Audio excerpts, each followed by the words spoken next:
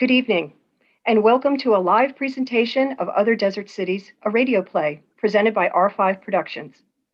My name is Nancy Ridgway, and I am the artistic director of the company. Other Desert Cities was written by John Robin Bates. The play premiered off Broadway in January 2011 and transferred to Broadway late the same year, marking the Broadway debut of the play. A year later, Other Desert Cities was a finalist for the 2012 Pulitzer Prize for Drama. In addition to a distinguished career as a playwright, this prolific author also has written for such TV shows as The West Wing, Alias, and Brothers and Sisters.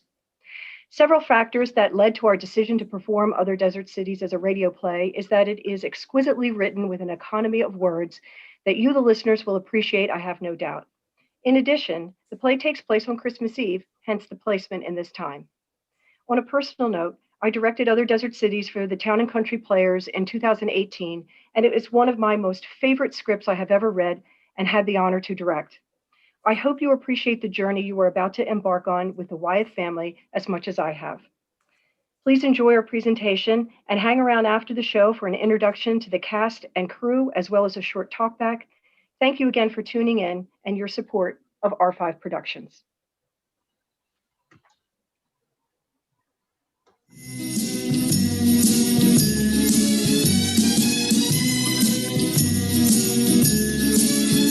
It's a marshmallow world in the winter when the snow comes to cover the ground. It's time for play. It's a whipped cream day. I wait for it to hold you around. Those are marshmallow clouds being friendly in the arms of the evergreen trees. And the sun is red like a pumpkin head. It's shining so your nose won't freeze. All the world is your snowball. See how it grows. That's how it goes. Whenever it snows, the world is your snowball just for a song. Get out and roll it along. It's a yummy, yummy world made for sweethearts. Take a walk with your favorite girl. It's a sugar day. What if spring is late? In winter it's a marshmallow world.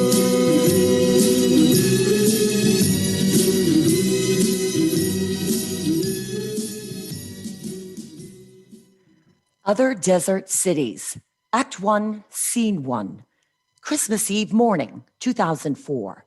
The Wyeth living room.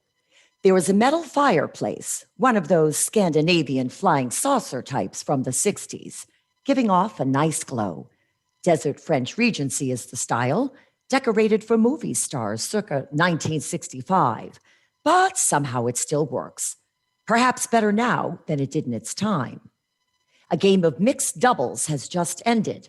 Brooke Wyeth, an attractive and dry woman, her oak-like father, Lyman, who is sturdy in the way of old Californians of a particular type, Brooke's younger brother, Trip, a bright, funny man, perhaps a decade her junior, and her mother, elegant and forthright and whip-smart Polly. They are still tired, recovering from the game, in easy, good spirits. All I'm saying, Brooke, is that I don't know how the hell you stand those East Coast winters. And in that little village of yours out there on the edge of the sea, it's just, well, it really makes us worry. Oh, Sag Harbor is really cozy. It's quiet, it's peaceful. My God, I've been here less than 3 hours and you're starting in on me about where I live? Well, what your mother is saying is that closer to home. We would love to have you closer to home. Yeah. I Yes. can't believe you're doing this, Mom. Dad, Ah. she split. She gave up on California like last century. It's not in her blood. It really is true. Even when I was a little girl, I just knew I was going to live back east. I couldn't do this endless sunshine. It's so predictable. Yeah, but you're a child of California. You grew up with beaches and orange groves. And the weather that never changes. I need seasons to mark where where I am. Last winter, I was still pretty blue, as you know, but this odd thing, when spring started to just hint, those crazy flowers popping up out of the snow, it matched where I was. I was coming out of it. My winter. I was popping up too. I think you might have that thing where the winter is part of what makes you blue. Really? Have you ever thought of that? I am fine. Is this what this trip is going to be? Brooke, the house next door, Hmm? it's for sale. Oh. And they want us to have it. They want us here all the time. Yeah. We know. Yeah. We bore you two to tears. But, Rookie, what if there were another attack? It's a rather likely possibility, isn't it? It's only been a few years. It's only been, Oh, here we go. No. Let's not do this. You know we still have friends in Washington. Ugh. You wouldn't believe what they don't tell you. Mhm. Well, we hear it, blood-chilling. Arabs with all sorts of plans they're hatching, crazed Indian people. Oh, I live in Eastern Long Island, not Times Square, and I refuse to live like some sort of terrified. Oh, this is how you win at tennis. You agitate me.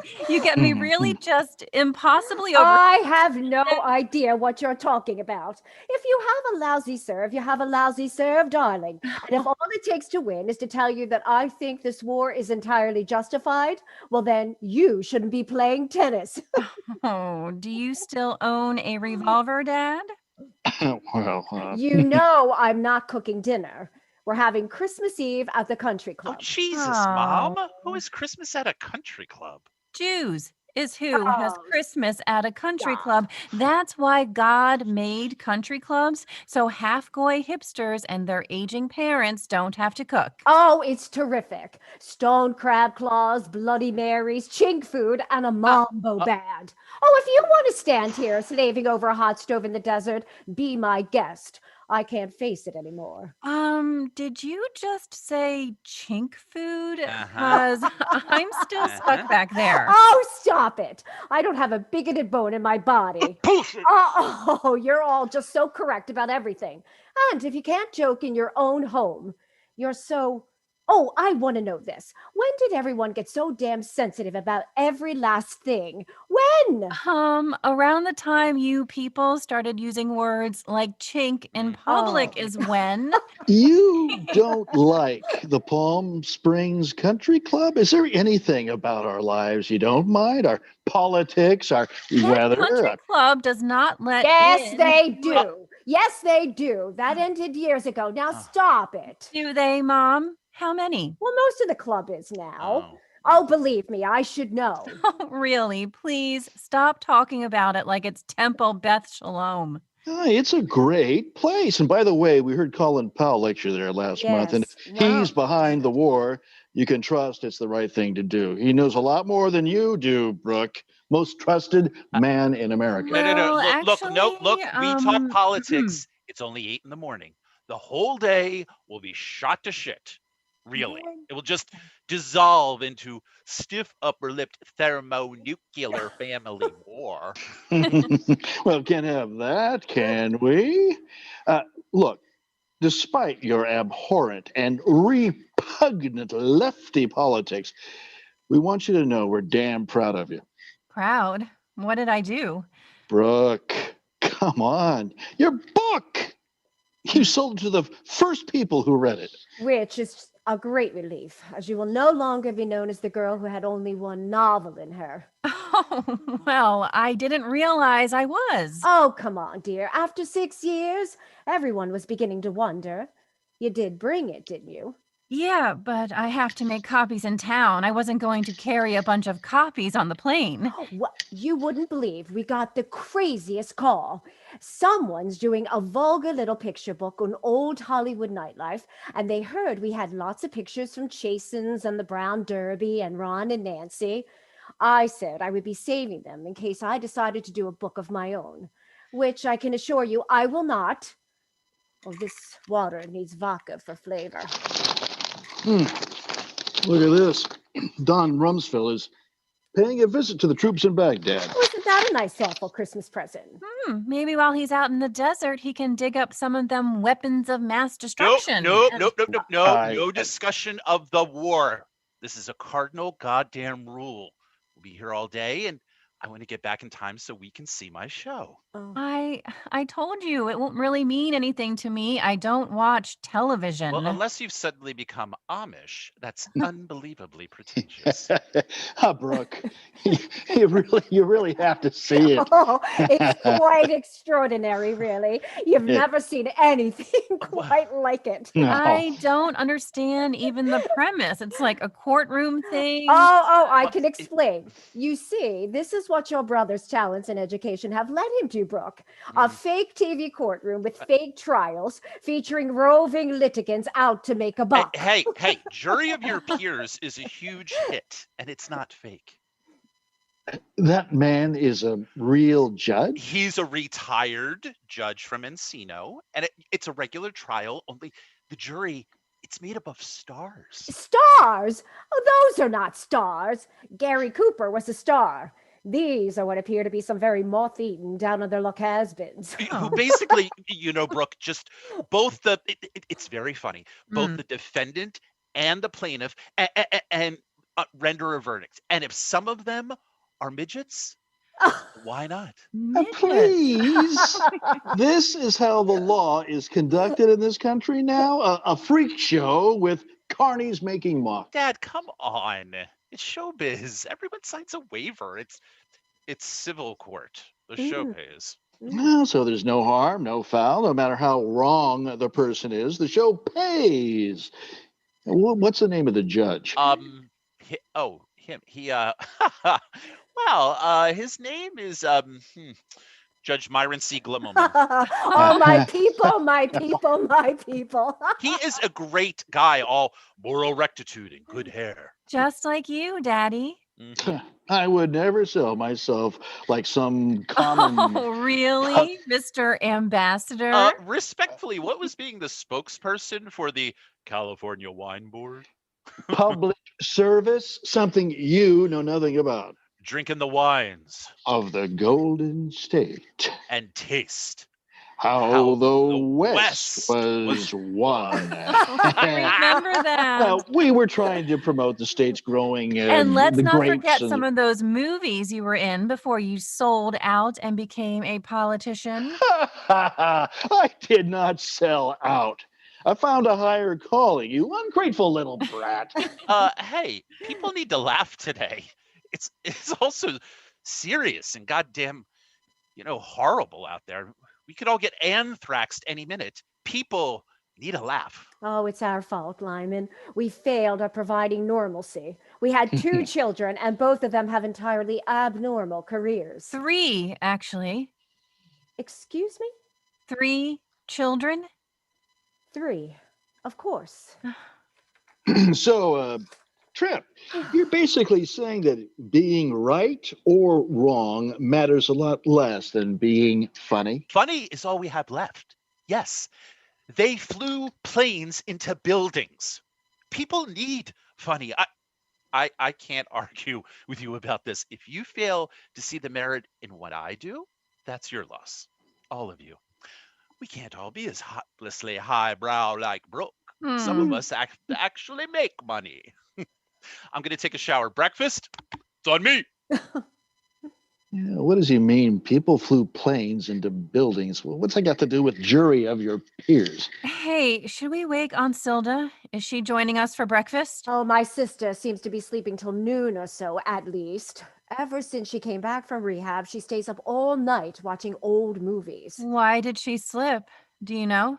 Please, who knows? She'd been doing okay, That's the thing. She had 5 years sobriety, and she went just like that. How bad is it, exactly? The woman's liver needs a liver. Oh, so she's going to live here with you? Yes. I insisted. Not forever. Only for a bit. Till she's back on her feet and we know she's not going to slip. I think she's very lucky to have you looking after her. Well, she's not getting the same level of care we gave you. Believe me. Oh, you're getting your old glow back. You see how good it is for you to be out here, darling? Oh, I am not moving in next door. Forget it. It's nice to see you happy. Lighter. You seem lighter, which is very important to us. To have lightness, I would say nothing is quite as important. Lightness is good. Yes, and health. My knees, thank God, it was bone on bone for years, which is why I was such a bitch through the 90s. That's why, Mom? Your knees. Oh, Oh, it was your knees that made you so very quarrelsome. And what was it in the 70s? Had I known it was your body. I think living on the East Coast has given you the impression that sarcasm is alluring and charming. It is not. Sarcasm is the purview of teenagers and homosexuals. Well, now that I'm single, those are basically my two preferred social groups. So. Yes, yes. Oh, we got a letter from Carrie telling us he always loved us and he hoped we would still consider him family. Oh, please don't. He's not family. You quit the marriage counseling? Well, I mean, yes, it seemed the best idea after Carrie stopped showing up. Did you badger him or something? Oh, Polly. Mom, Jesus, he's in London. When did he leave? 2 months ago? I don't know, 3, 4? And you didn't tell us. Oh, look, it's over, Mom. It's been over since it began, really. We had a decent run. 3 years in marriage these days is like 20 when you guys were kids. We hate you being alone. I love me being alone. If you could just find someone like your brother, funny and fun. Oh, like Trip Wyeth? The ADD-riddled, junk food-addicted, porn-surfing Trip Wyeth, my little brother? He is not addicted to junk food. He eats very well. The porn, I suppose I will give you. Okay. I mean someone young. Carrie was too old and too British, which is the same thing, really. They're all so old, the Brits, even the children. You need someone zippy. Someone zippy? Find someone peppy and youthful. These days, the age difference means nothing. Lyman, apparently it's very hip, very with it for older women to have younger men. Oh my God. Much Oh, younger. stop worrying. I'm fine. Now, I'm really hungry. Can we go? Can we just, for the love of God, go get breakfast? Yes, fine. I'm going to get dressed. If you twist my arm, Brooke, we could stop at Saks. Because you are never going to meet anyone if you continue to dress like a refugee from a library in Kabul. I'm wearing tennis clothes to play tennis in. Bye, Mom. Do you have a smoke? We can go outside and sneak. Not on my person, Daddy. I thought you quit. I did. It's fun to sneak them. Yeah, your mother sneaks them too. It's a little game we have. We steal each other's smokes. It's amazing, really, what you do to entertain yourself in the desert. I have pot for later. Are you allowed to smoke pot with the antidepressants? Oh, sure, but only with a gin chaser. It's not funny, Brooke. It's really not. You're supposed to be careful. Damn it, really. One of the nice myths about pain is that one apparently can't literally remember it, which is why women have more than one child. Well, Daddy, I'm here to tell you that I have a very good memory for pain. I wrote you last month offering money. Yes, you did. You've not favored me with the courtesy of a reply. Daddy, I don't need your money. My life works just as it is. Simple, clean. But why not? Given how tenuous things are getting, I want only to make your life at least incrementally Oh, better? Money does that how? Has it ever for us? No. We all know that much by now. I am pleading with you. Don't make this whole trip about a check from you, okay? Oh, what kind of living do you make? Those magazine pieces? Oh, it's very nice when Gourmet or Travel and Leisure sends you to Sri Lanka, and God knows what you get for an editorial. But at the end of the day, It's hand to mouth. Dad, all my friends who get a check from home, there is not a single one of them, not one, whom it has not crippled in some fundamental way. Like, I have everything I need. Really, please. The balance is so delicate. I can't screw with it. Oh, what if it happens again? A depression.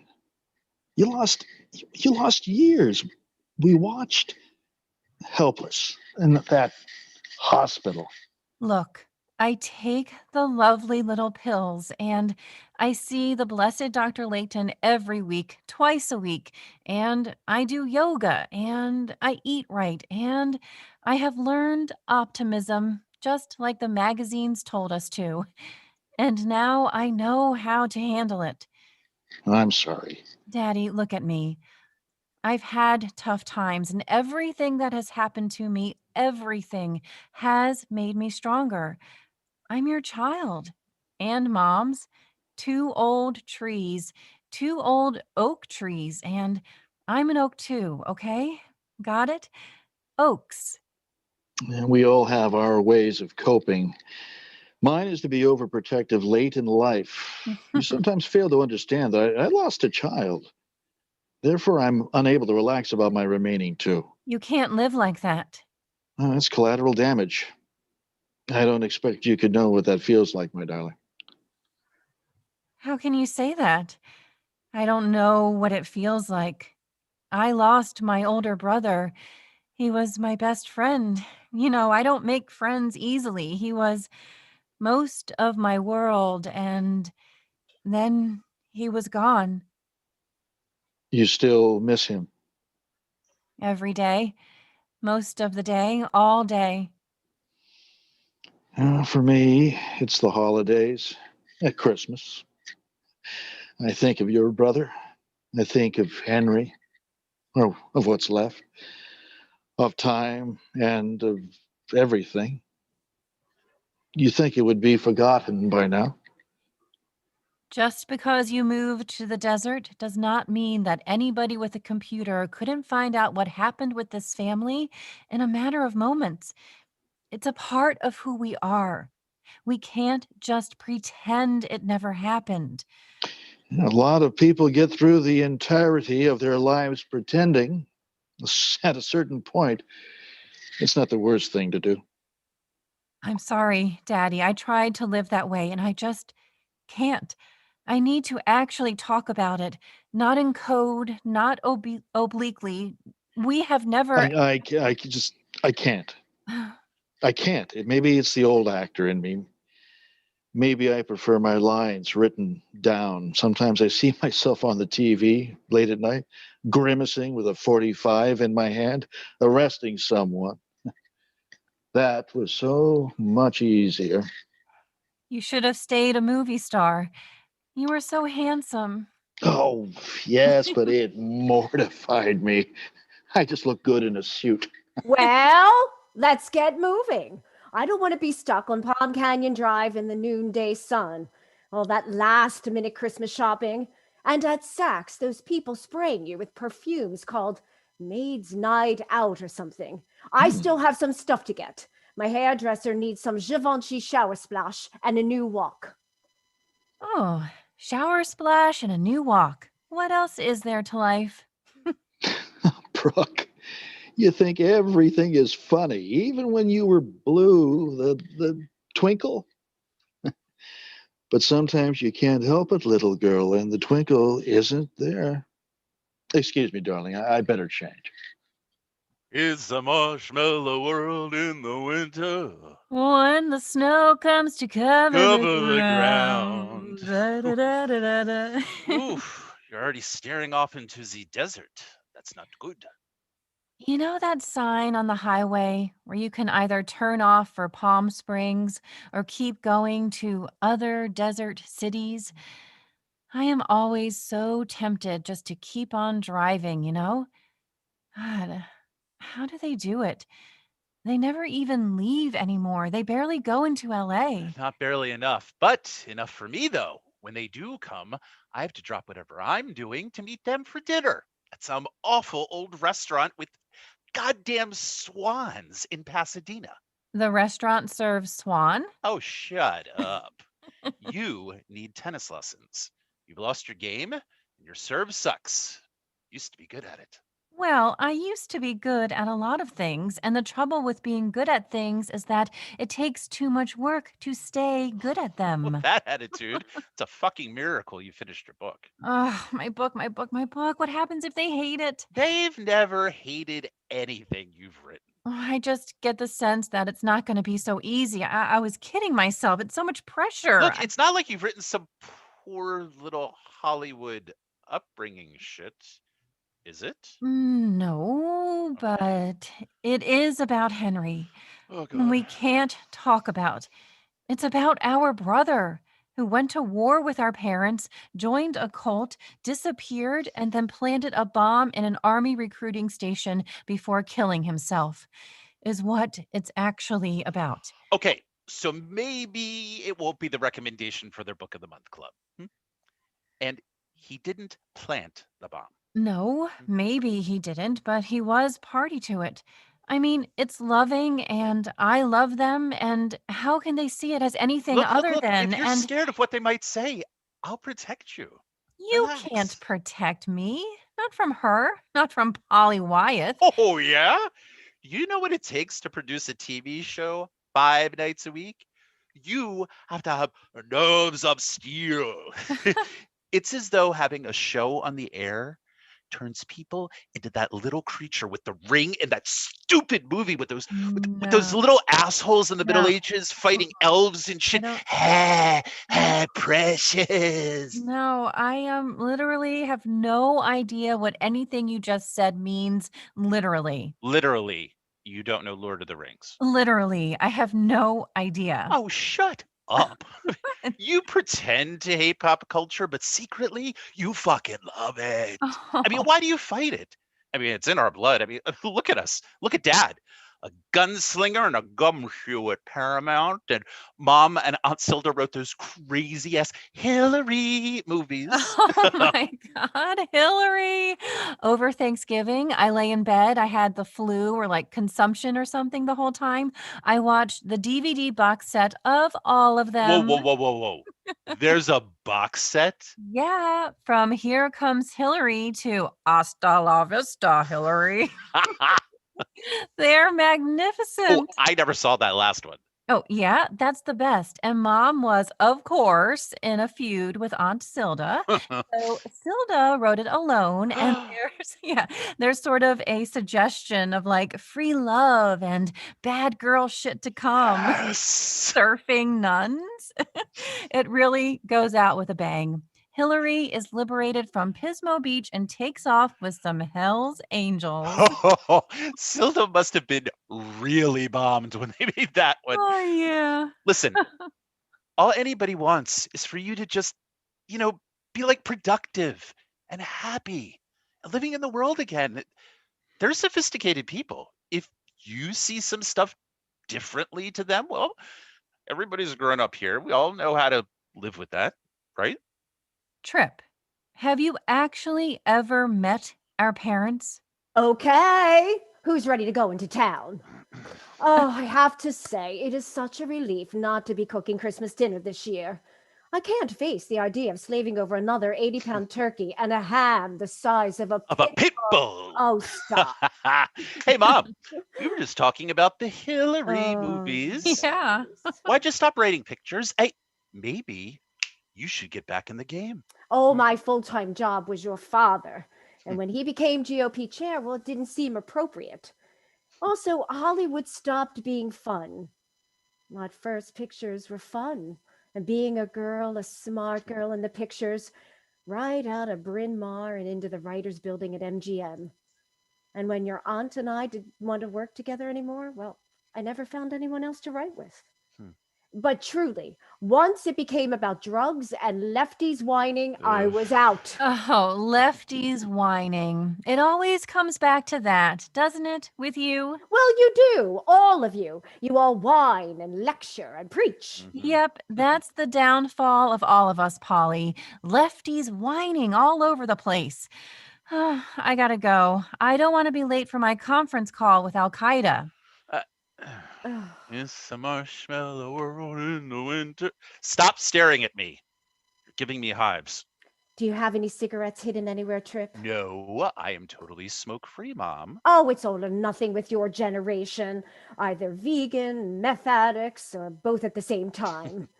We have meth labs just outside of Mm. town. They blow up every now and then. The labs and the addicts. Oh, how does she seem to you? A little on edge, a little nervous, but basically, fine. Basically fine. You have no observational skills, none at all. She's not a little nervous. She's dancing around as fast as she can, and something's up. What? I don't know. Don't ask me. Jeez, I'm not like the family goddamn spy. Something about her book. Did you read it? What is it? I'd really like it if someone gave me some advance warning of what I to haven't even expect. looked at it yet. Stop interrogating me. I'm not 16. God. She's a grown-up person. Stop studying her like she's a specimen out of some lab. Oh, she's hardly a grown-up person, darling. She's naive. She's secretive. Very, very private. Lots of locked doors in her dollhouse. No, she's a little kid, honey. A smart, sly one. Well, you make people very nervous. I do not make people very nervous. Not when they have nothing to be nervous about. But really, I worry about her. She's tanked the marriage. Harry gave up. Did you know that? Yeah, well, she didn't tank anything. That's bullshit. And you know it, Polly. Carrie was a class A creep. She just liked him because he looked like Lord Byron's little faggy cousin. That sad wet Brit, no, married her for a fucking green card, Mom. Please, he never loved her. He loved not being fucking English. Why don't you back your daughter instead of that mossy little prick? Well, A, please don't swear so much. And B, it is not out of the question that she has a trace of lesbianism in her, like my sister. Well, A, that would be fine. What's wrong with that? And besides, B, why are we having this talk, Polly? Because you're a moron. Yeah, so what about it? Because when we're gone, you're going to have to watch out for her. Oh, gone. Where are you going? Are you going somewhere? What if she has another breakdown and we're gone? It'll be on you. You! She's fine. The meds. And when they stop working, the brain grows used to them, you know. I've read it in the internet.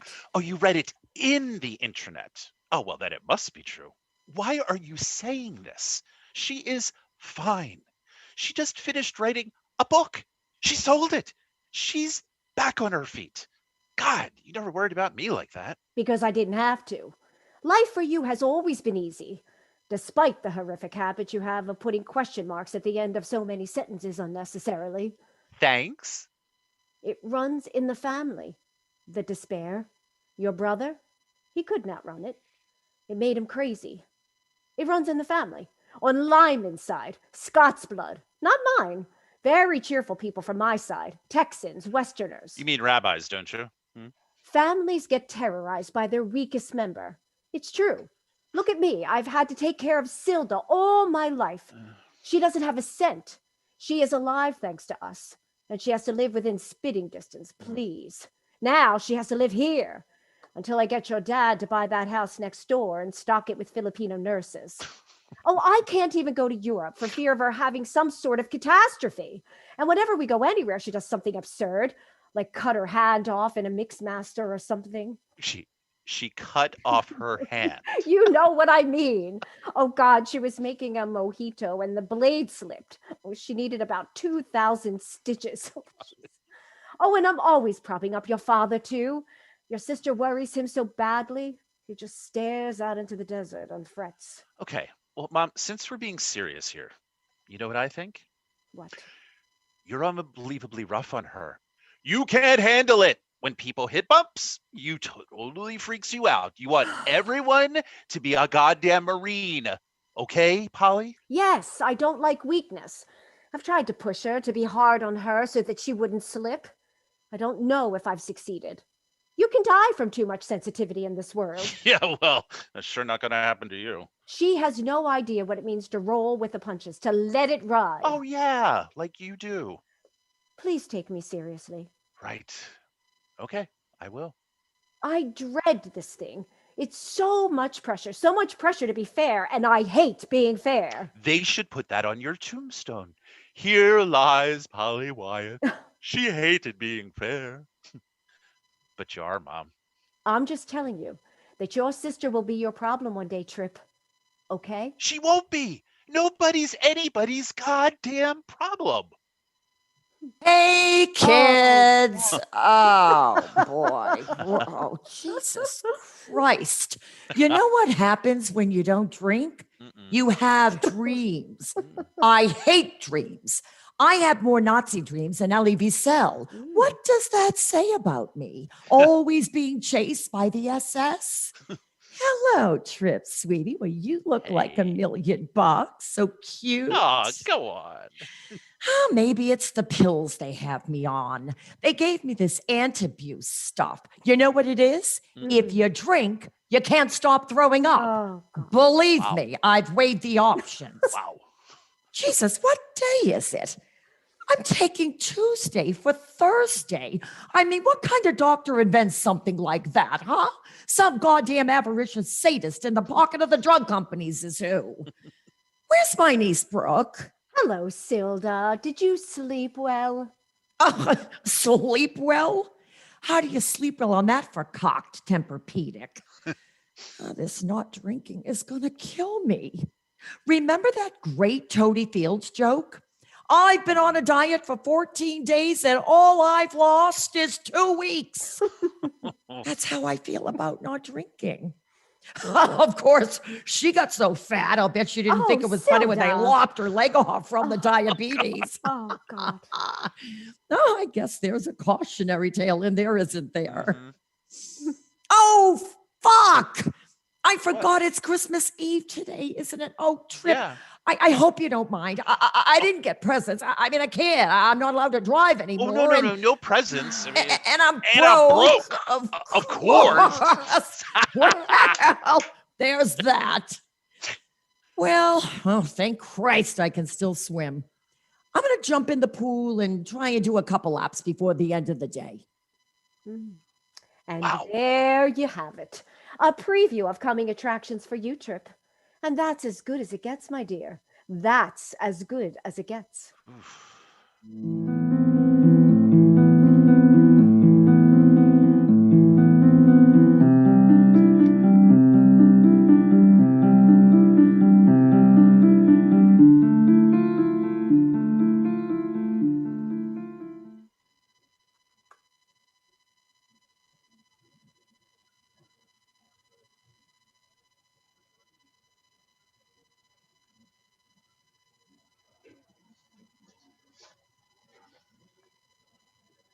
Act 1, Scene 2.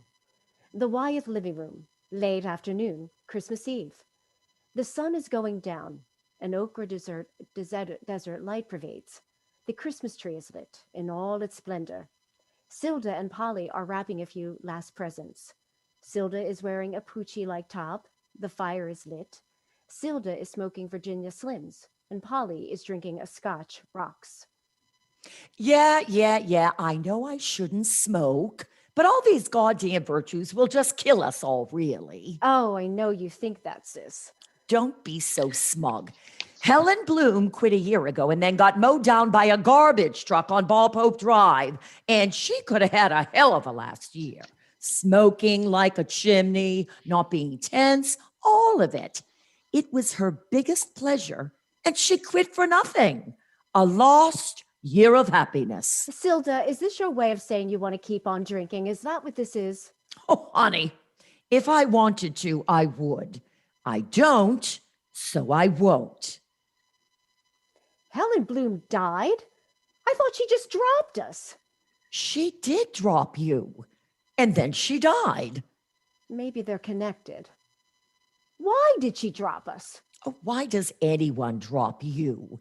Because you're not an easy person. I'd drop you too if I could. Do you like the Poochie I'm wearing? Do you mean, do I like the quote unquote Poochie you're wearing? Oh, please don't start with me. There was a sale. I had to fight off 3 old vultures for this Poochie. It was like something from National Geographic. This Poochie was made in a basement in Rangoon. Please. All these phony designer dresses and tacky Hong Kong knockoffs you scrounge for at Loman's, they never fool anybody, really. This Poochie is quite real. Oh, darling, I know when I'm being played. I know what's real and what isn't. They don't have fake at Loman's. Right. They have originals for $14.95. It's a miracle. Polly, stop that. Now that's mean. What's the matter with you? I'll tell you what's wrong. The buttons are wrong. The colors are off. Listen, there's no shame in being careful and having to scrounge for bargains. It's admirable. It's the trying to pass that gets me. All I'm saying is don't try and pull one over on me. I don't like it when people pretend things are one thing and they're actually clearly another. My daughter is tap dancing around about this book of hers, and we're sitting here waiting like nothing is happening. I mean, I could take it out of her goddamn bag if I were to sneak it, which is something you would do. But that would put me on the defensive, because the discussion would become about that rather than the thing itself. So no, we can play that game. Oh, I can wait. But let's not pretend that those are real buttons. You know, I'm going to have to learn how to deal with you now that I'm sober. Because if I were drinking, that train of thought would make sense to me. But sober, what you just said is totally incomprehensible. Before she died, Helen Bloom quit my book club, you know. I know all about it. But that wasn't a book club. It was a vast right-wing conspiracy. See, your politics are offensive to normal people. You goad people with them. I like to spar. That's what Attila the Hun said. That's why you two are so isolated here. Your only social life is with that blue-hair Republican crowd. All those fundraisers you do or go to, all those hopeless squares. You used to be so with it when we were kids. Silda, I love those fundraisers. I believe in them. I believe in that crowd. They're my people. They have a stake in upholding the entrepreneurial American spirit. I'm still a Texas girl, Silda. So are you. Honey, newsflash. You're not a Texan. You're a Jew. We're Jewish girls who lost their accents along the way. But for you, that wasn't enough. You had to become a goy, too. Talk about the real thing. Talk about faking it. Honey, this Poochie is a lot more real than your Pat Buckley shtick. Try not to be disagreeable, Silda. It's Christmas. Hello, my darling. Mwah. The two most beautiful women of the desert. Hey, Lyman. Submarine Captain was on the Turner Channel last night. They're doing a Christmas of War pictures from the old days. A Christmas of war pictures? Oh, what can I say? It cheers people up. This is America. We get warm and fuzzy about war. It took you about 12 minutes to die, not including commercials. It's true. Nobody at Warner's died like me. It's the one thing I had a knack for. No, stop.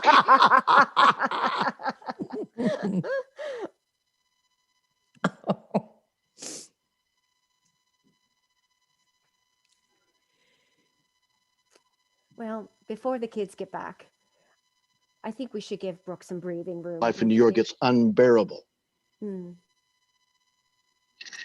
you think Palm Springs is a refuge?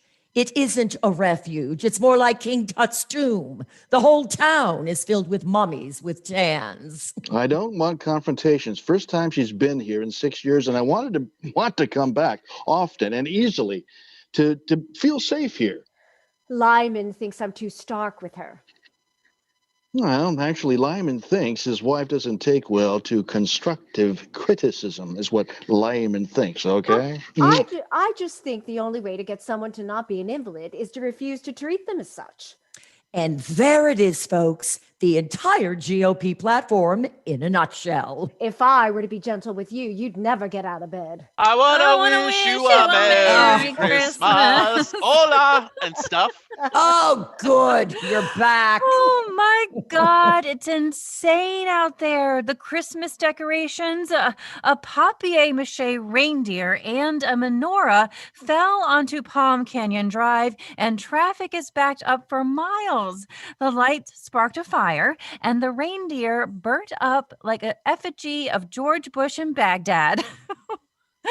Oh, I forget how hallucinatory it can be here on the West Coast. I gotta get out of this place. You can always move back east with me. I have room. Oh, yeah. Me in the snow. That'll work. Hey, why have we never gone to that Desert Follies thing? Do you realize the world's oldest living showgirl is performing nightly? Sure.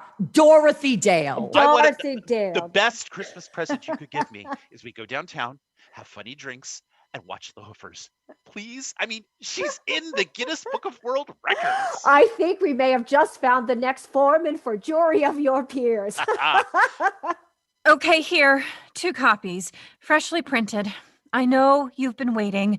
Just let's get this over with and go on to enjoy ourselves. Merry Christmas. Santa has come early. Yay. Come on. I don't want there to be any more anxious stares. No more fear. No more dread. Dread? Should we be dreading this novel, darling? No. Sorry, wrong word. Not dread, but there is something you should know before you read it. Oh, I just love it when people say there's something you should know. You can just tell it's something you wish you didn't have to hear. Oh, stop it, Polly. Well, first off, it's not a novel. I know I said it was, and it started off as one.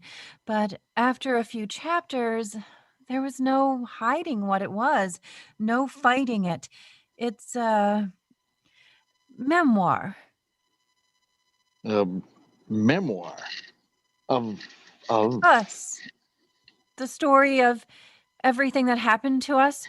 So I wanted to prepare you for this. Ah, I see. So you want us to brace ourselves. And that's why you've been hesitant to tell us earlier. You thought we couldn't handle it. Well, I had to finish writing it to make sure and to know what I had, to sit with it. well, it's not entirely unexpected. May I ask what's in it? Actually, probably the more piquant question is, what's not? Isn't it, Brooke? Look, okay, here's what it is. I was blocked, as the entire world knows, and then something clicked. After you sent me all my old diaries, Dad, you know, all those boxes. Yeah, something was triggered about the life we had, the thing of you being old guard Republicans in Hollywood, that odd and very particular subset, what it was like to be the child of an ambassador and how that affected us, all of us, how it made us. In other words, it's all about your brother, of course. Well, yes, it's mostly Henry, and yes, your relationship with him. What happened to that boy who loved music, who made me sit between 2 speakers and memorize all the lyrics to every Beach Boys song? Brooke, I just want to say this. You may, of course, write whatever you like, but the ice gets thin. The ice gets thin when it involves we, the living. We, the living, would like to go out gracefully. Hey, I have an idea. Why don't we all read it before someone says some shit they might want to retract later or something? Look, we're all asking questions and they can all be. Let's just have Christmas first, please. I mean, can't we try really hard to muster up some normalcy for me as a Christmas present? Okay? Huh? Well, I don't need to read it. I can give you my stamp. Say what you will. I am at peace. Peace? Lyman, no, you're not. Polly, no. Sorry. I bow out. Quite simply, I do not wish to adjudicate what our daughter has written. You don't want to look at it? I will not be put in a position of having to be a... Decider? Well, I will. You and I have a son who was implicated in a horrific and senseless bombing in which a homeless veteran of Vietnam was burnt to death, burnt to a crisp, supposedly by accident. And this is the subject of her book. So no, I am not at peace. Polly, let it be. That's not how I conduct myself. I never have. It doesn't work. Look, I love you, and nothing in it contradicts that. Really, I don't think you have anything to be nervous about. Said the spider to the fly. Oh, I just love how right off the bat you assume that it's a hit and run job on you, Mom. How little trust there is. I mean, look at you. Trust? Oh, didn't Ronnie say trust but verify? Oh, Well, God, I kind here of we would go. like to verify before it shows up on the bedside tables of the liberal elite across the land. Oh, Before we're reviewed by your pal, Miss Didion, in the New York Review of Books. oh, wow. Let's not rush to any conclusions, shall we? Now, if you got a decent advance, we could always give it back if that's an issue. No, Jesus. Oh, Knopf bought it. I'd probably make more money selling cashews in Central Park, but it's something, and it buys me time to do another. This is good, really. I mean, That is not in dispute. Of course it's good. You're a real writer. You shouldn't have been fulminating in the dark for 7 years. oh, Jesus Christ, fulminating? Is that what you call being hospitalized? Is that what you call what was going on with me? No, I don't. I know what was going on with you. Polly, you're being really, and I mean really a hard ass, even by your standards, which is saying a lot. She's written a new book. She's sold it. She's had tough times, tougher than you understand. Oh, And- I understand. I was there. I fed her when she refused to eat. I sat there in Sag Harbor in that dark little cottage. Don't you dare tell me I don't understand my daughter.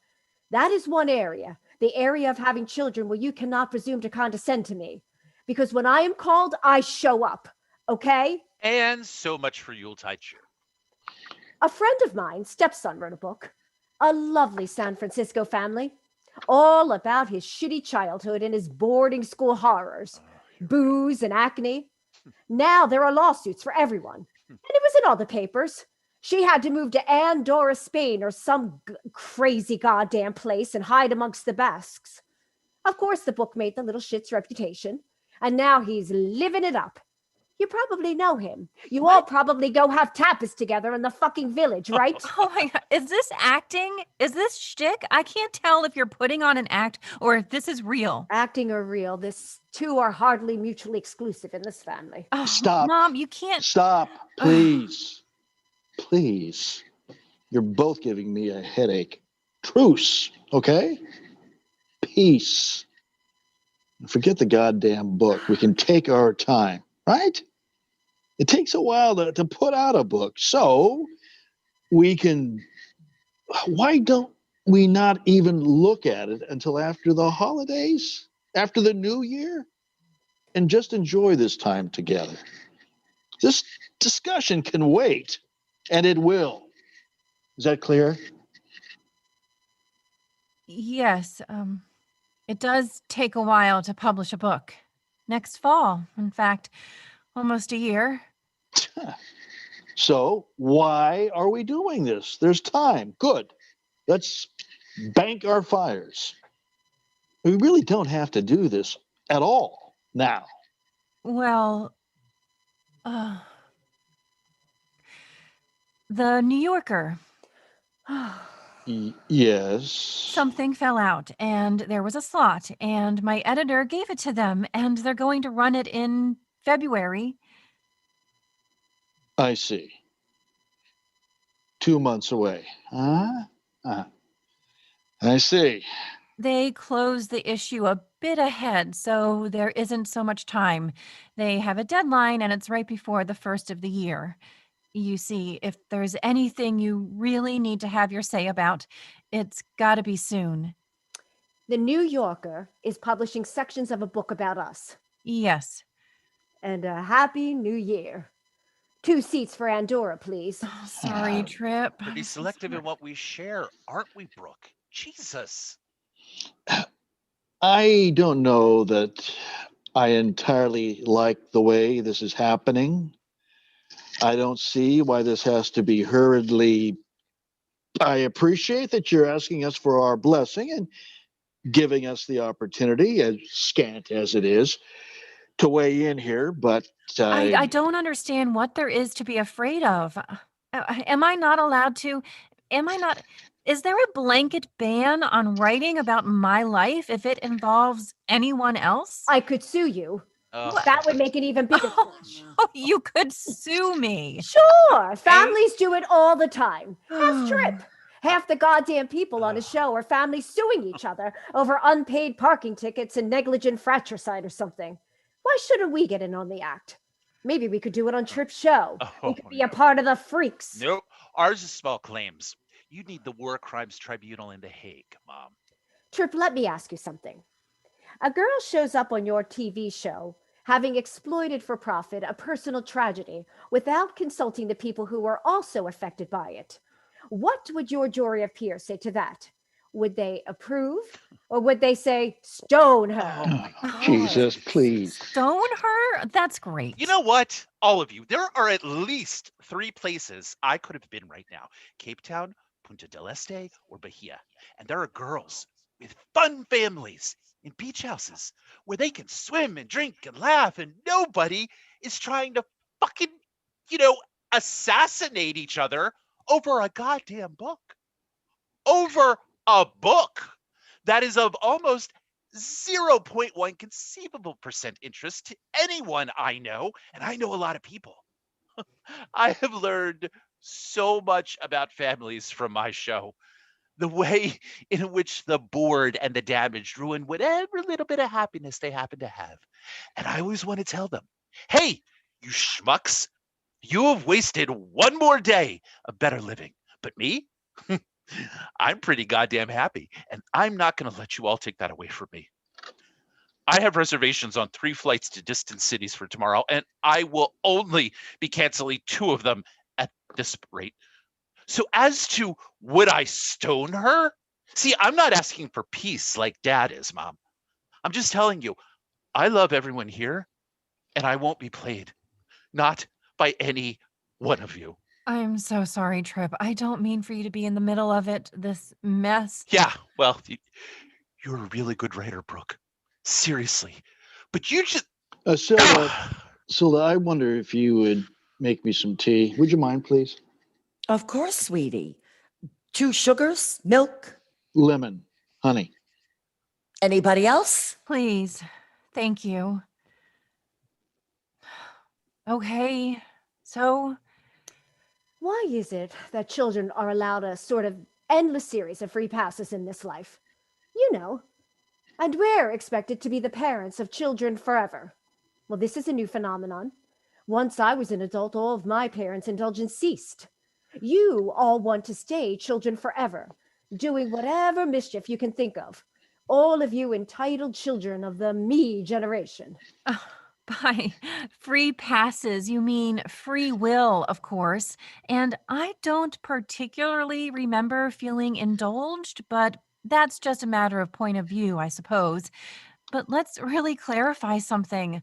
I am not looking for a free pass from you, or any sort of pass at all. Then what do you want? Tell me exactly what you want. I don't know. I don't know if I can go ahead with it without your blessing. But I might have to try and do just that. Oh, honey, you want our blessing? If this book is what I think it is, you're going to get a lot of attention. And you're going to have to be able to handle it. And if you get flustered with me, how are you going to handle the public? Strangers. Oh, how? Strangers are a cakewalk compared to you, Polly. I knew before you got here that this is where it was going. I could tell. Because you're my daughter, and everything else you ever wrote you sent us before the ink was dry on the paper. Well, you certainly always took your time responding. What's the goddamn rush now, all of a sudden, huh? Oh, Jesus, both of you, stop it. This is absurd. The story of your brother? It's drugs. Oh, Your whole Mom. generation awash in drugs. The provocations, the absurd beard, the refusal to shower, to bathe, to adhere to the basic civilities of family life. He was stoned from the age of 15 on. It made him dumb, and it triggered his depression. 3 generations of escapism. Lost. Drugs. Drugs actually destroyed the American century. Up the hill in India, the meth addicts. And you see them coming into town. Wrecks. Oh, I can honestly say I dread this. I really, really dread this. I'm sorry. I cannot write again about ephemera, about Paul Bowles' haunts in Tangier for travel and leisure. I can't interview one more Iranian filmmaker, and I can't try to dissect Salt Lake City for Manhattanites. It's all I've got, you see. I don't have an imagination. We are all I have. You used to believe in yourself. How did you learn to think so little of your powers? Your novel, your first book, it's beautiful, exquisitely observed. Thank you. But I don't want to talk about my powers. I want to talk about Henry until it makes sense. The silence where he once was, his part in something terrible. How, when he came to you for help, you didn't. You sent him away. He was your son. No matter what he did, he was your son. Okay then. That is your take. Yes, it is. I imagine his suicide, his last day. I try to understand the note he left. I do that. That's in there too. You imagine his suicide. To try and make sense of it. What that day was like for him. Drowning. Why? Because I think I died too. But you didn't, darling. Look at you. You're right here. You have a life. You struggled. Yes, I know you were scarred, but all things considered, haven't you prevailed? Oh, this is prevailing. My brother killed himself. He was my best friend, and he didn't even leave me a note. Why did he leave you a note and not me? That doesn't make any sense. To jump off a ferry in freezing water, never found? You don't leave people that way. It's stealing their life as well. And We shouldn't be doing this. We haven't even read it. That is true.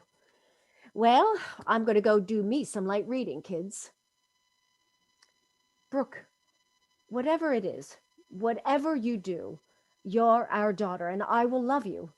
I can't stop you from doing what you will. I can't prevent it. But you must know that whatever you do, there are consequences to your actions. what does that mean? How could I trust you? How could I ever be in your presence, my dear, if you betrayed the trust of the family? A family that has so valued discretion and our good name in the past 3 decades. You would still be my daughter, but the meaning of it would change. You needed us. We came to the East Coast a year of our lives. I thought of nothing but your well-being, your recovery. I could never in quite the same way avail myself. I know who I am. That is who I am. You would lose us. So you understand.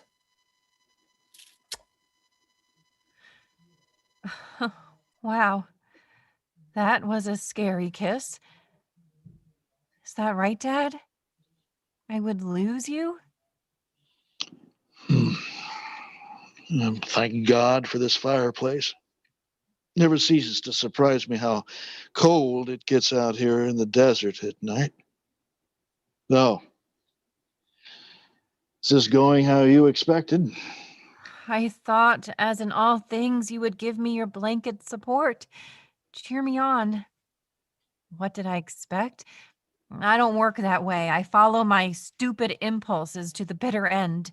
You could postpone the magazine piece so I could slowly persuade your mother that it doesn't matter. Brooke, I am looking for room to navigate, for this to feel less like, we're cornered. You have to give people room to navigate. You must leave people options. Politics has given you the idea that all things are negotiable, Lyman. It's why people can't bear politics anymore.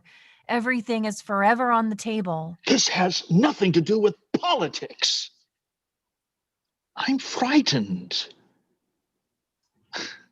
In 2 months, the most painful part of our lives will be in the glossy pages of a magazine, and then a few months later, a book. Dad, I'm going to go outside for a bit. I need to smoke. Get some more firewood. So, I miscalculated badly. Polly basically threatened to never speak to me again. really? Well, I'd take that deal in a goddamn heartbeat, kid. Did you know, Silda? When I kept sending you pages, did you know that this was how they'd react? Of course I did. You're surprised? I'm always surprised. Of what?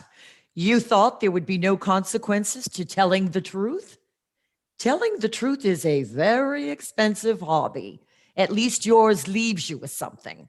My little hobbies left me broke. I could hold off. I mean, I finished it. Maybe that's enough for now. Just knowing it was done without needing it out in the world for a bit. And Don't you dare! it's not that I'm scared. It's just that I don't want to be unkind. Oh, to these terribly kind people? My father, Silda, is not unkind.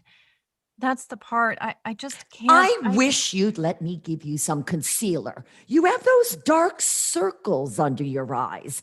You just need some TV touch, honey. You and your TV touch. Jesus, you think that's what I need? A goddamn makeover? Hold still, you're so Nicole. jumpy. What? You want a Xanax or something? I have a whole goddamn Halloween bag of the stuff. Please, I beg you, stop trying to make me laugh. This is not in the slightest bit funny. Okay. No, Lyman is not unkind. But life is chemical, and a chemical reaction happens when two people get together, and in this case, a certain kind of ambition and striving overtook the actual human beings. Your parents are holding on to the last bits of power and influence they had, and they can't imagine a world in which you have the right to speak of it critically. They tried so hard to turn Henry into one of them, cut his hair, sent him to a boarding school for delinquents, forbade him to express any anti-war sentiment in their home, forbade his friends to enter the house. They tried to clean him up, but he fought as hard as he could. I tried to protect him, to give him something, but I was no match. These people, driven by fear, have taken ownership of an entire country. And fear led to punishment. And in the case of your brother, even at the cost of a life itself, just to hold on to the way things were. You managed to explain in one little book, in one book. And you did it just by telling the story of this family. Isn't that something? So please, Brooke, I'm begging you, don't back down. You're stronger than Henry was. Your book gives him everything I couldn't, and I'm telling you what I told him. Do what you must. Fight on. Don't back down. Do it for him, for Henry. Do not back down. You'll win because you have ideas and they only have fear. There are no pictures of him. How do you do that? Have no pictures of your son. Look around. Sinatra, Rock Hudson, you, Barry Goldwater, me and Trip in Mexico, Nancy, Dad in any number of movies. Look at him. Mom and Dinah Shore. I introduced them. They had chemistry. One picture of Henry, age 17, in Ojai at school. Look, he looked like the best of both of them. He was supposed to be an actor. He played Hamlet in high school. He understood that play. All that ambivalence, all that rage. God, he understood it. Tall, long shock of hair, silent, quiet, royal. But this surfer version, this California golden boy Hamlet. He was wonderful. He would have been a movie star. Your tea? Are you okay? I think I might be catching a bit of something, a little bug of some sort. Whiskey? This'll help, God knows.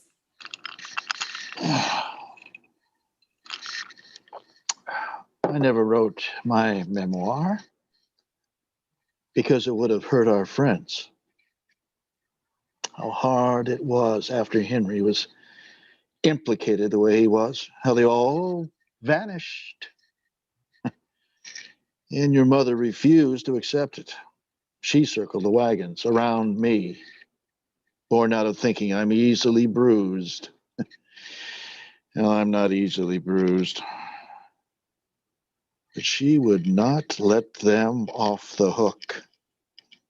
She's the only woman to have faced down Nancy Reagan, Betsy Bloomingdale, and Mrs. Annenberg at the same lunch and reduced them all to tears. Tears of shame for their unconscionable behavior. As though I had placed that bomb. Your mother reminded them all who we really were and of their obligations to honor loyal friends. Well, Nancy went to Ronnie and sat him down. And they had a dinner for us at the LA Country Club.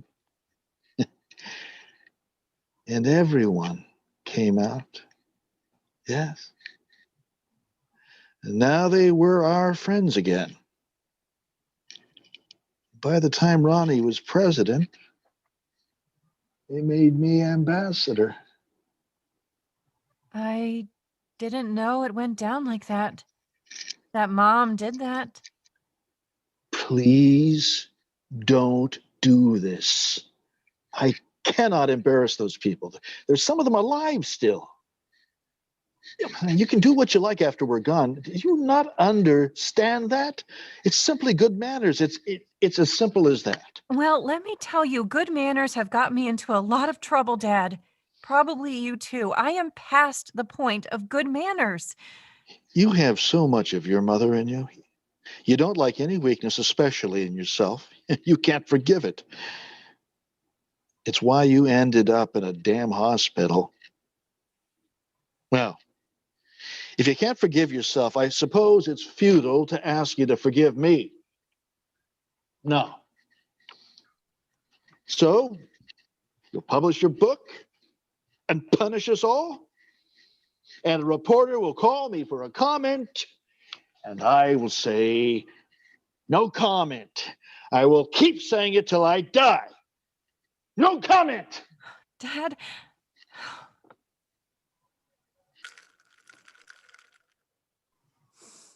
God, I love that smell. That whiskey vapor. If I could just live in that scent, I'd be happy. I'd never need to take a drink again. I'd just breathe it in.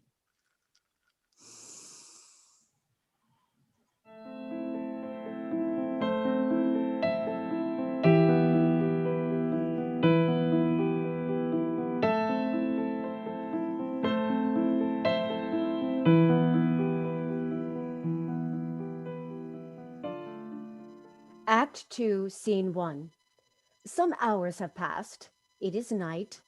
The fireplace glowing. Silda is asleep on the sofa, a throw covering her. Brooke and Trip alone in the living room. They are drinking whiskey. Trip is reading the manuscript, and Brooke is pacing, anxious, making herself known. I can make us the sandwich. Come on, you haven't eaten since breakfast. Oh, God, not really very hungry, actually. You're not supposed to not eat, Brooke. Ugh. I was looking forward to all that strange food at the country club. Crab legs, whole roast pig. And then there's suddenly like pad thai and rellenos. It's like a crazy mix. God, I think I have successfully demolished Christmas Eve.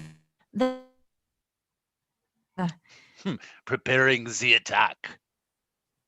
How can you stay so neutral on this? Who said I was neutral? I just said I'm still absorbing it all. So you support me? I didn't say that, did I? Look, I haven't read the whole thing from start to finish, but enough. You probably have the right to publish anything you like, pretty much about anyone, whether that's decent or cool or not.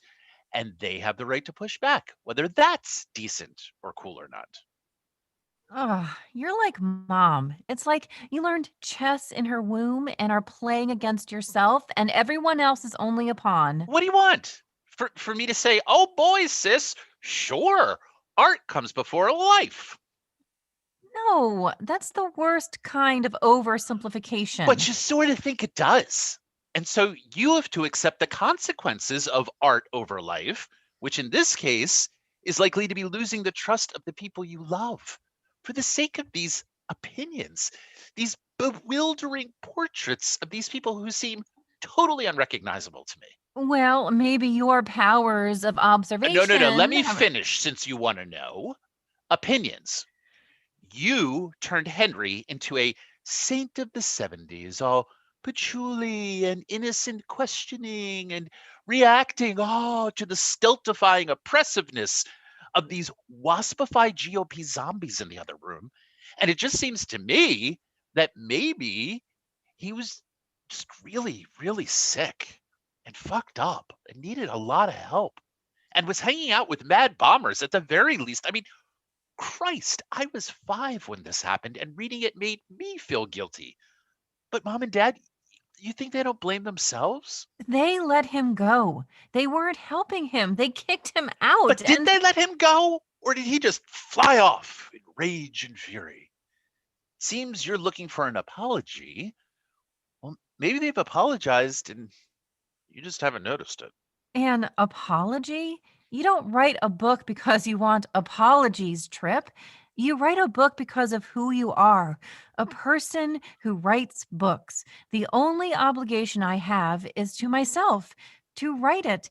Well, that's as far as it goes. I am not a publicist. I am not a hagiographer. I am a writer, and this is my flawed version of what happened.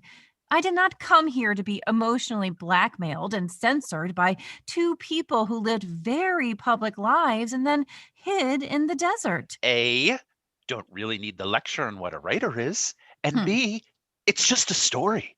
A story you have told yourself and will now share for fame and money. And please don't say I'm doing this for money, okay? I have no interest in money. You know that. Because you're rich.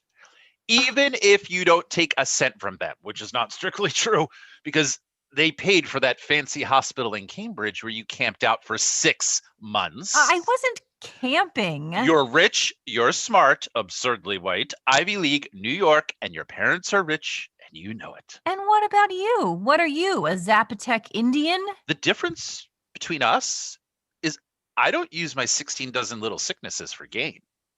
You do. It's just who you are. You think being a depressive makes you special? Well, guess what? Being depressed makes you banal, and in your case, hard and not easy to be with. That's not fair. Fair? Well, neither is Love and Mercy a memoir. I listen, I worship you. I totally do. I love you. But this is true, what I'm about to say. So suck it up and take it. And Oh, don't interrupt.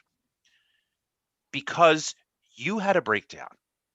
You actually believe you've earned a free pass here because you couldn't function. You didn't care to eat or brush your teeth or wash your hair or even pretty much speak. And even at a point look like you might follow Henry down the trail to off yourself.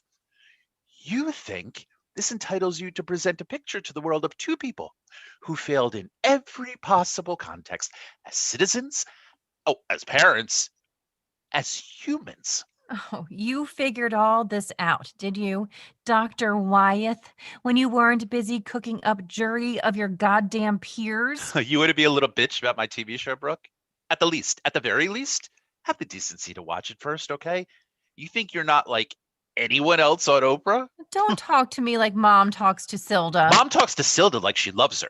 And as for my being like Mom, listen, you're as hard as fucking Stalin and as good at chess as anyone I've ever known, and you didn't get that from Lyman. Look, I accept that you can't recognize our parents as I have written them, that time changed them. So why can't you accept that I've been as honest as I could in depicting events that you weren't really aware of as a little kid? I never said you were being dishonest, but let me ask you a question. Did you give Silda the manuscript when you were working on it? Because I can smell her tone a mile away. And if I can, you can bet that Mom can too. Well, yes, I did. She was there for a lot of it. Oh, yeah, she sure was. Which she uses like a goddamn baseball bat to hit Mom and Dad with how crappy they were to Henry. What do you think Polly is going to do to her sister when she realizes that Silda was goddamn deep throat for you? I needed someone else's eye to. Brooke, I'm not that. saying that you. I'm just saying that you've made the story better, and you added a lot of very specific detail to show you as the victim. Oh, you and Henry. Doesn't make you a liar. Then please, Trip, just back me up. They listen to you before all others. Really, if you just said, it's okay, in that way you have, because I'm not going to back down. I won't do it, and they're going to have to learn to live with it. Please, Trip. So wait, here are my assignments for Christmas. I have to get Mom to not send Silda out on an ice floe like some Eskimo, which will be her first instinct, and also get them to give you their blessing to publish a book which paints them as right-wing sociopaths whose ideology destroyed their children's lives. Who am I? Rudolph the goddamn reindeer? Well, you do have a shiny nose. I am so rolling a joint. You don't understand this depression thing because you don't have it. Yeah, that's what all depressives say. How would you know what I have and don't have? How? You have your head so far up your own butt, you wouldn't notice if I was covered in killer ants and being stung to death right in front of you. Oh, don't say that. I mean, it's true. We joke about you not watching my show, but it's what I do. I make TV shows. It's part of my life. My life. You know, there's some things that you don't know about me. I was impotent for almost a year. I developed an unhealthy relationship to sleeping pills and kicked it cold turkey. I dated a Russian woman, almost twice my age, and I loved her. I take flying lessons, and I happen to have read almost every book written about the Civil War. You take flying lessons? Just because I am wasting my goddamn Stanford Berkeley education making ironic and cheerful TV shows doesn't mean I'm not very, very much filled with despair. Nobody who takes pleasure as seriously as I do could possibly be happy. Don't you know that? Look at me. I don't take my romantic life at all seriously. I am probably a sex addict. I don't want kids because it's far too easy to fuck them up. And our parents call me every time they need help with their emails or cell phones. And I am presiding over them getting older, and parts are going to start falling off of them. And you haven't even noticed. Dad has started wearing a little invisible hearing aid, which he's too vain to discuss. And they are the only people, aside from you, Sleeping Beauty over there, that I have ever really, really loved. And you're like half insane and vaguely suicidal. Silda is entirely insane and incapable of taking care of herself.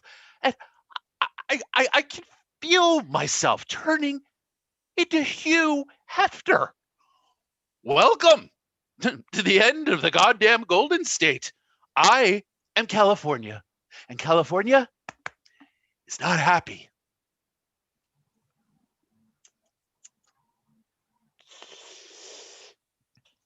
Have some. Thank you. And I am not vaguely suicidal. Oh, well, you could have fooled me, Brooke. What is it? Isn't it revenge enough that everyone worries about you all the time? I hate that people worry about Oh, me. no, you don't. I Come do. on. You love it. Uh, And you had to add this book to it. But you told me I had to get back to work. You said it was up to me, that nobody was waiting for the next Brooke Wyeth novel, Okay. and that I had to change that. I had to force myself on the world. Okay, I said that to get you moving again, to get you writing, but not this. Besides, I thought you would write a nice goddamn play that nobody would ever go see. You think I should put it in a drawer, don't you? Wait until they're gone? Jesus, just say it if that's what you think. Oh, you want me to tell you what to do? God, yes, please. Please tell me what to do. I'll listen. You never listen to anybody. But okay. If you're going to go ahead, do it without apology or drama. Just close your eyes and go for it. And if you're not, do it with grace and humility. How's that? I don't know. Just quit torturing everyone and looking at me like a lost border terrier. Fuck. Stop trying to make it harder for me. Why not? This should be the hardest decision you've ever made. They've been really good to you, Brooke. They love you. They worship you. They think about you all day. They really love you so fucking much. You know that, right? I mean, this will sort of kill them. Doesn't that count in this life? Notwithstanding whatever may have happened in the past, doesn't that count? Jesus. Oh, I smell pot. I fell asleep here? My God, I'm so groggy. What time is it?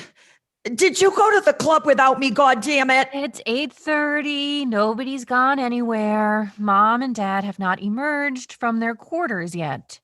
They haven't? Mm-mm. Well, you don't look so great. What? You've been crying? Did something happen? Did I miss? No, we're just sitting here, talking, waiting. Waiting for Judgment Day? Give me that joint. Oh, yeah, that'll really help things. You high. I'm not allowed to drink. Nobody said anything about drugs. Give it. No, you have to keep your wits about you.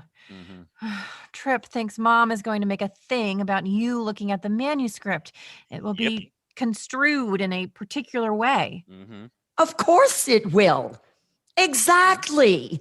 That's why I want the pot. Oh, Jesus. I knew one day it would all come to a head. They're going to cut me off, kick me out. Where will I go? There were no royalties for those goddamn stupid Hillary movies. I have Social Security. That's it. That's all. I'll end up in some... Where will you end up, my darling? The actor's home? If you're lucky, if you're very lucky. Perhaps some little stucco place in Desert Hot Springs. A retirement hotel? But we can get to that in due course. We can get to that later. Oh, boy. It's 8:30. If you like, we can still go to the club and have dinner. I could use a drink first, of course. I don't think anyone's hungry. I'd like some M&Ms or something. Trip, stop. Mom, we should talk. Where's Dad? In his study. He refused to read it. He refuses to take a position that might hurt you. Isn't that something? You know what I believe in? Aside from the right to bear arms? Loyalty, reciprocity. Brooke, from what I have read, from what I could bear to read, this is fiction. Is it? Really? As a novel, it might be fun. Wicked, nasty, smart, funny, sad, all those things, I have to admit. And kudos to your silent co-author here, my sister, the betrayer. Oh, for God's sakes, Mom. Let that one go. Really, that's nothing. Okay? Please. Ollie, let it go. Aren't you tired? What do you think you're protecting? The Life magazine picture of this family? Nobody remembers that. Life magazine folded years ago. Honey, nobody's looking. Nobody's watching anymore, sis. Nobody even reads anymore anyhow. This book, it's not nasty. It's even loving. More loving than I could have pulled off. Of course, you have a vested interest. I could hear your patois, your cadence a mile off. So I was wondering, be honest with me, please, for once. No lies. Is that it? Is it? That's why you started drinking again? Your consultations with my daughter? Hey, I didn't need a reason to drink. Everyone else gets to escape in this place but me. Look at you. You guys are drunk by sundown. Silda, I am so tired of worrying about what you might do next. About when you're going to take that final long drink of gin. I lost hope that you might be a loving sister to me before you do take that drink. Honey, I deserve a Nobel Peace Prize for loving you as much as I do. How do you love someone who became someone else? There are lots of bars open on Christmas Eve, Silda. Oh, I could even save you the trouble and pour you one myself. Oh. Oh, honey, by all means, do it. Here I am, sweetie. Pour it if you like. You offered. Go for it. Oh, and there it is. The real Polly Wyeth in living color. And it's all in her book. That's why you're being driven crazy by it. Polly, I love you as much as I can, honey. But if you fuck your daughter over here the way you did Henry, I'll never let either of you live it down. So you're not going to sign off on this? Are you nuts? The entire thing is spurious. You've written an entire book based on the premise that we drove our son to suicide, but only after years of incubating him as a murderer. All these years, this is what you thought? Then we have nothing left to say. I mean, I guess it was crazy to think you would be relatively okay with it. Well, I guess I must be as nuts as people say. Maybe you are. There's some manic energy in you and the book. Oh, is that how you're going to spin it, Mom? I wrote the book while I was crazy. You want to go with that? Leaving aside the grotesque characterizations of various and sundry friends of ours, who come across really as a parade of doddering, self-satisfied Paleolithic half-wits. Is that so far-fetched? Leaving that aside. That is not what this is. Well, let me just read you an example. Let's see. Oh. After he is kicked out of the house, Henry has not been seen in weeks. On the news, Chet Huntley is talking about an army recruiting station in Long Beach that has been firebombed. The body of a janitor has been found inside, burnt beyond recognition. Polly. At 2 a.m, there is shouting by the pool. Dad nose to nose with Henry, who is sobbing, pleading something. Without warning, Dad slaps him across the face with a retort that sounds like the tiny fireworks we used to buy in Chinatown. Again, 2 more times, Henry stuck still as Lyman hits him again and again. Yes, he told me what he'd been part of. I snapped. But I didn't stand there by our pole striking him repeatedly. It was a reaction. It was a reaction to this. I'm doing what I swore not to. I'm defending myself. Jesus. Let me finish. By the time I get downstairs, Henry is already gone. Dad looks at me, turns away, and picks up the phone. Police cars are called. Henry is all over the news. Instead of looking for him, my parents have sent the LAPD to find him, no matter the consequences. Of course, I called the police. I wanted him safe in custody. You may have wanted him safe, yes, but you lost your temper, and it wasn't the first time. There are reasons he made the choices he did.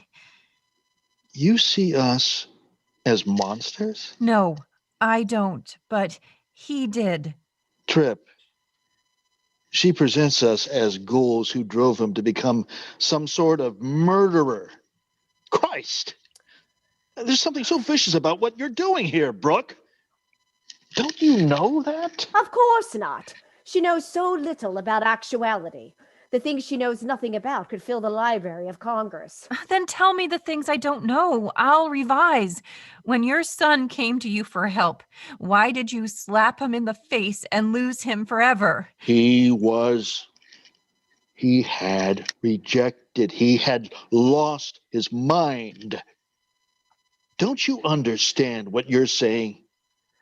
The implication is that because I held that traditions, American traditions, should be protected from a generation of hooligans, including my own son, who had resorted to total chaos and who were mired in drugs and sex and nihilism and were going to destroy this country, I broke my son. It wasn't politics he was protesting. It was us. It was life. He was ill, sick, just like you. With a lot of anger, just like you.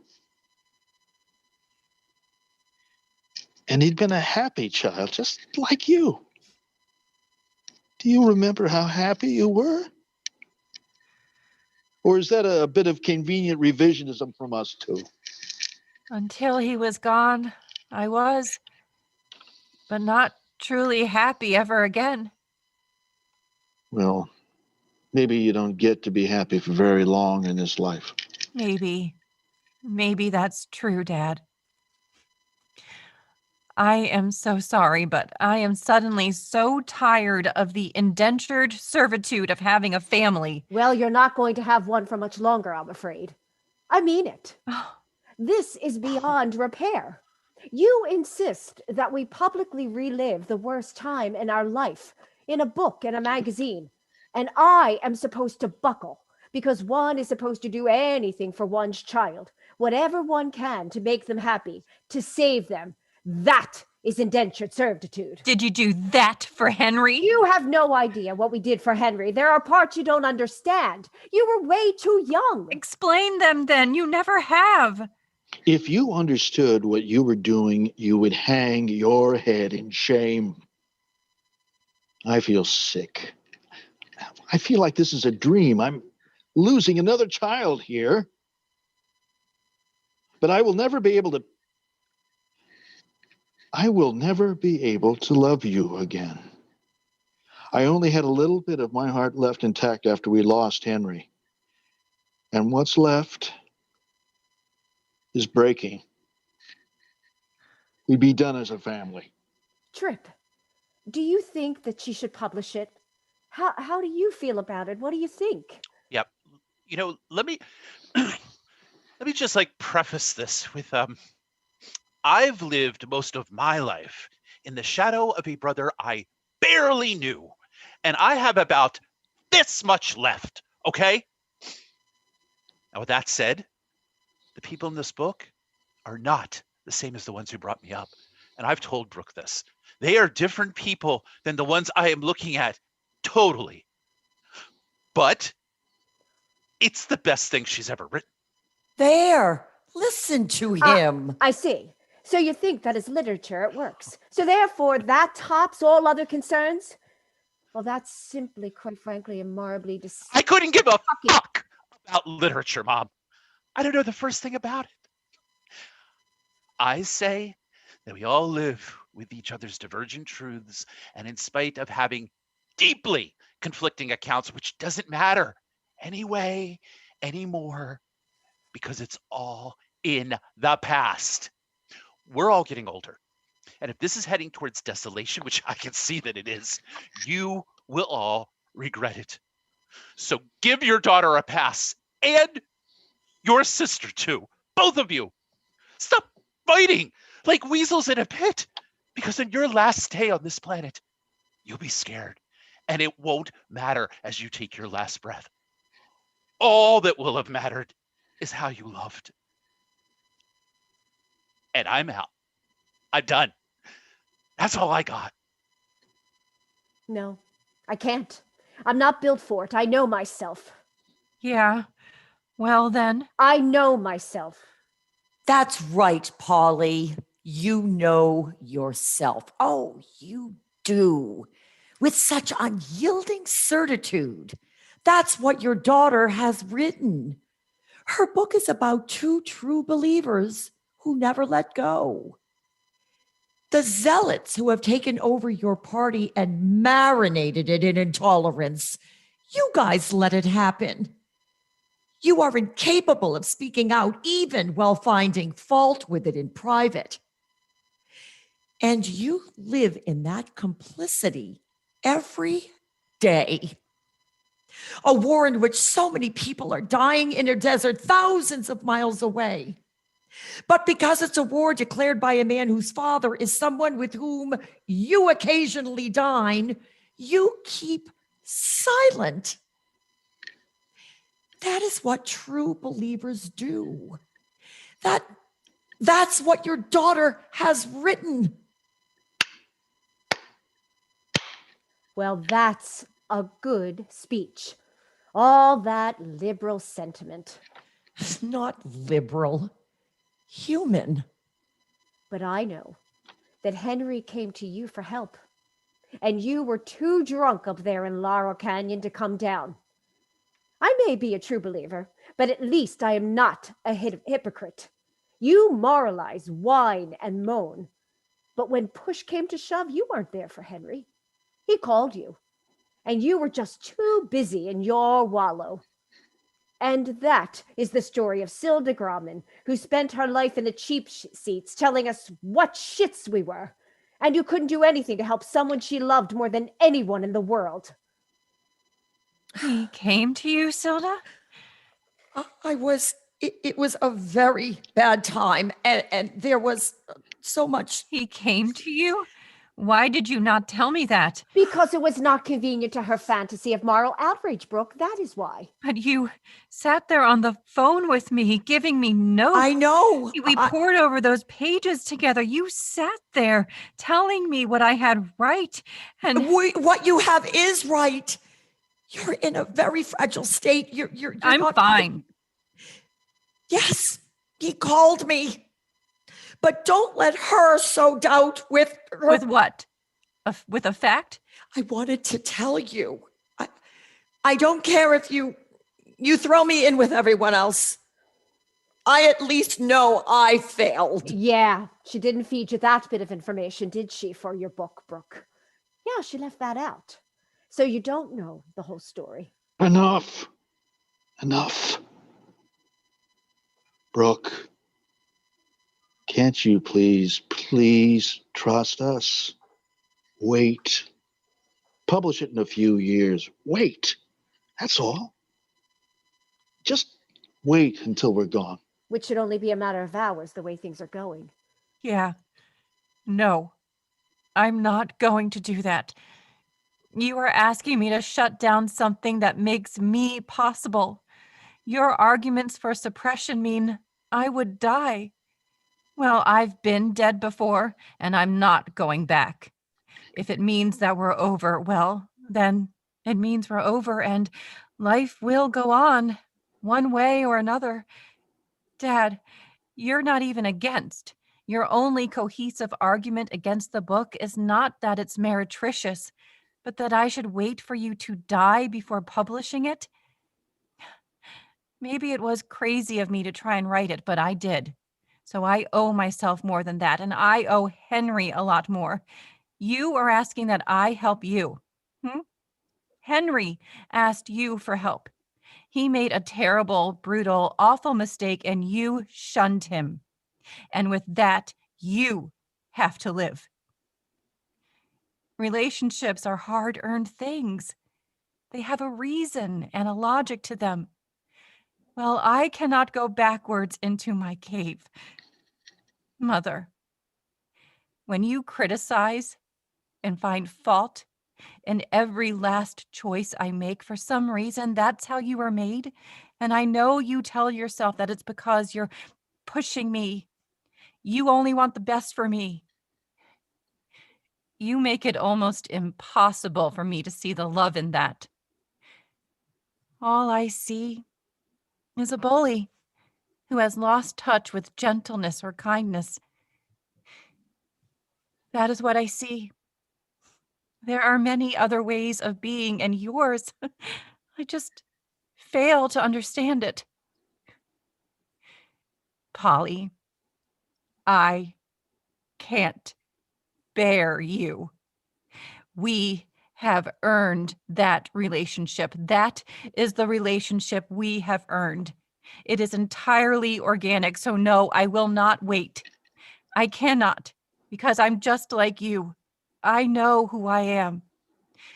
Most people don't have to make a step-by-step decision to stay alive. Most people just basically want to live. I am not one of those people. Not after Henry. So, there will be a book. Maybe it will be the last thing I ever publish, but there will be a book. It is the last 6 years of my life on those pages, and it's for Henry. I have no choice. What happened to Henry will have been seen. Everything in life is about being seen or not seen, and eventually everything is seen. I am as sorry I am a writer as you are. I wish I had been made differently. But as it stands, I am going to pack and fly back east, and I will be home by tomorrow evening, and in a few months, it will be out. Brooke, don't. You don't understand. What is there left to say, really, Dad? Maybe Brooke, we'll have... really, I cannot do this anymore, Polly. I can't. I just can't. No, don't. Really, Lyman. You know what, Polly? If I have to go on one more second keeping secrets, I'd rather live alone. I swear to you, I love you, but I would rather live alone than have one more second of this. Of what? What are you... Sit down. Please sit down. I was taught by Nancy, who was like a big sister to me, that to control everything, every bit of information, every gesture, every pose, and that was the way to live. Order, precision, discipline. Well, every few years, someone from the Justice Department will come to see us. After all, he was never found. Suspicions remained, and the case of Henry Wyeth remains open. A boy implicated in such a thing. The bombing of a recruiting center, a crime for which 3 other people are still in prison. And these visits, they always go the same. Has there been any contact from anybody trying to get in touch with your son? And have you ever heard from him? And does your phone ever ring, and does the other party hang up after a moment without saying a word? Do you hear breathing on the other end of the line? God, We had been fighting for a solid 5 years straight. Since Henry was 15 and he became aware of the fact that we, his parents, were on the wrong side of everything, all of it. And I was not just an agent of the old guard, but one of its spokesmen, and was for the war. And our fighting became more bitter, more personal, and we lost him. The way you lose people you love. And he moves into some squat in Venice where the entire lifestyle consists of drugs and screwing, and there's not even a shower, and we see less and less of him. I am helpless. Nobody knows what to do. But now we're afraid of young people. The people in his house are some sort of religionless theologians of liberation, whatever they call themselves. But one day I opened the LA Times and there's this story about a bombing, and this group in Venice Beach is suspected. And I knew. I remember it so clearly. He shows up here, this filthy wraith with long, matted, stringy hair and his filthy beard, and he's practically emaciated, and his eyes are feverish, and he's clearly ill. And he tells us that he didn't know. He had no idea. And he's crying. He's a boy again. I tell him he has to turn himself in. And he starts arguing politics like a child. But a man is dead, I yell. And he says, so are millions of Vietnamese and Cambodians. And I slap him across the face because I can't get through to him. And there's no coming back. He looks at me and he runs off. I run after him. And he's gone. It all comes out. He's in the papers, we're in the papers, news people all over, going to our friends, camped outside. I go numb and I don't care. I drive around town looking for him, all over LA. And then there he is. He somehow remembered, he knew that once a week I volunteered at the Actors' Home. I was reading Dickens to ancient actors, most of whom were deaf and blind. And I walk out to my car, and he's sitting in the back seat. His clothes smell of that rancid ripe cheese, homelessness. And he is really unrecognizable. It's a straight drive up. You can do it in 3 days if you just keep driving almost all through the night, stopping for donuts and coffee, and who's going to stop a lady in a blue Eldorado convertible and her clean-cut son? He cleaned up so easily with his haircut. He still looked 15. Gone was the beard, gone were the rags. Just put him in jeans and a Brooks Brothers shirt and comb his hair. It was so easy. At first, we didn't speak, almost at all. And then he talked, most of it still entirely self-deluded at first. But finally, he just cried. I have blood on my hands now, too. Everyone has blood on their hands today. And then more silence, sleep. It was so easy. You could just cross over, day trippers, really, before terror became the profession that it is today. Oh my God. Oh my God. And I took a plane up to Seattle so I could say goodbye, which we do All three of us on a ferry. We sit in the car. We dictate his note, this suicide note. We're crying. This apology. The night ferry. Drop his old rags on the deck of the ferry.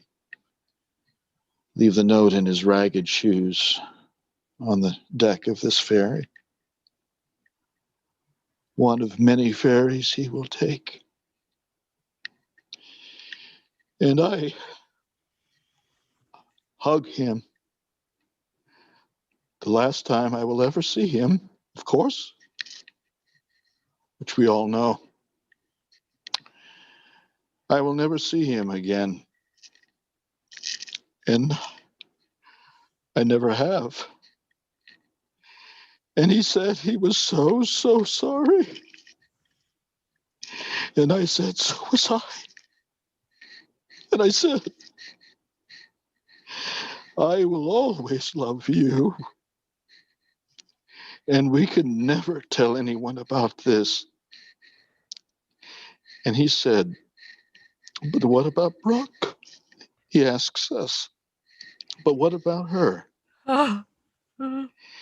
And I said, no child could be expected to live with such a secret. And when the time is right, we will tell her. But there has to be some cost to what you were part of. Maybe this is it. And of course, it never came the time to tell you. I had no intention. I could have died then. I really didn't care. Your mother insisted that I live and that we thrive. So I get called to Bohemian Grove and I go. I host events. I have people here, and I always think, if these men knew who I really was, but I can never show a trace of it, because I think if I can pass as one of them, they will never know what I did. But acting, it's easy for me. It's easy. And I know he's alive. There's that. We do know that. Phone,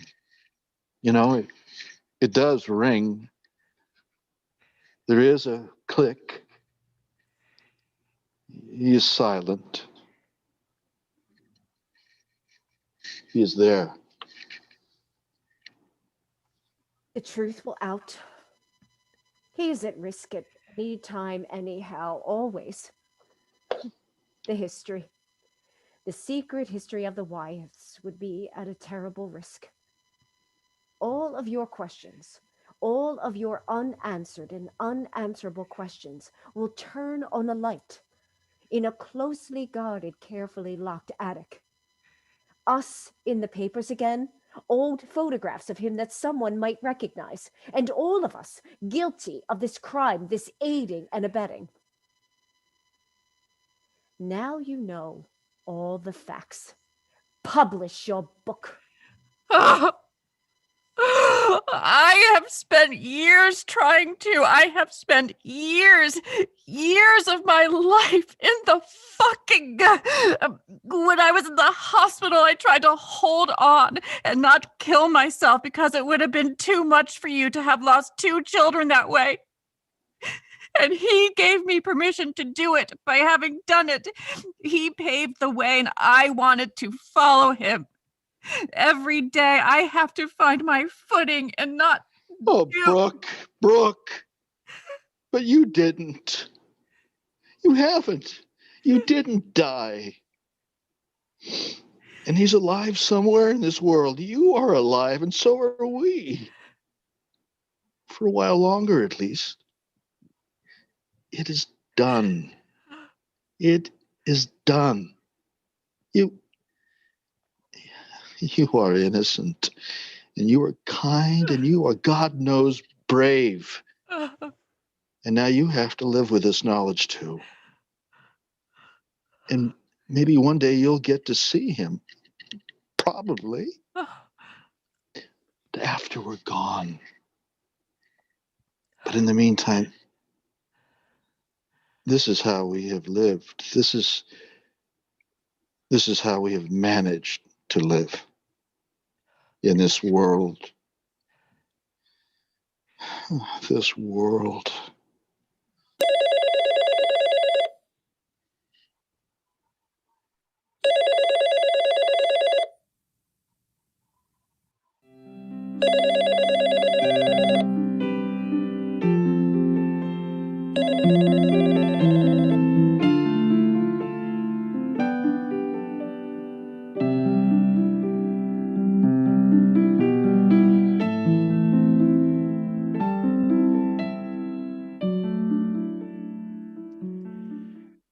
Act 2, Scene 2, March 2010.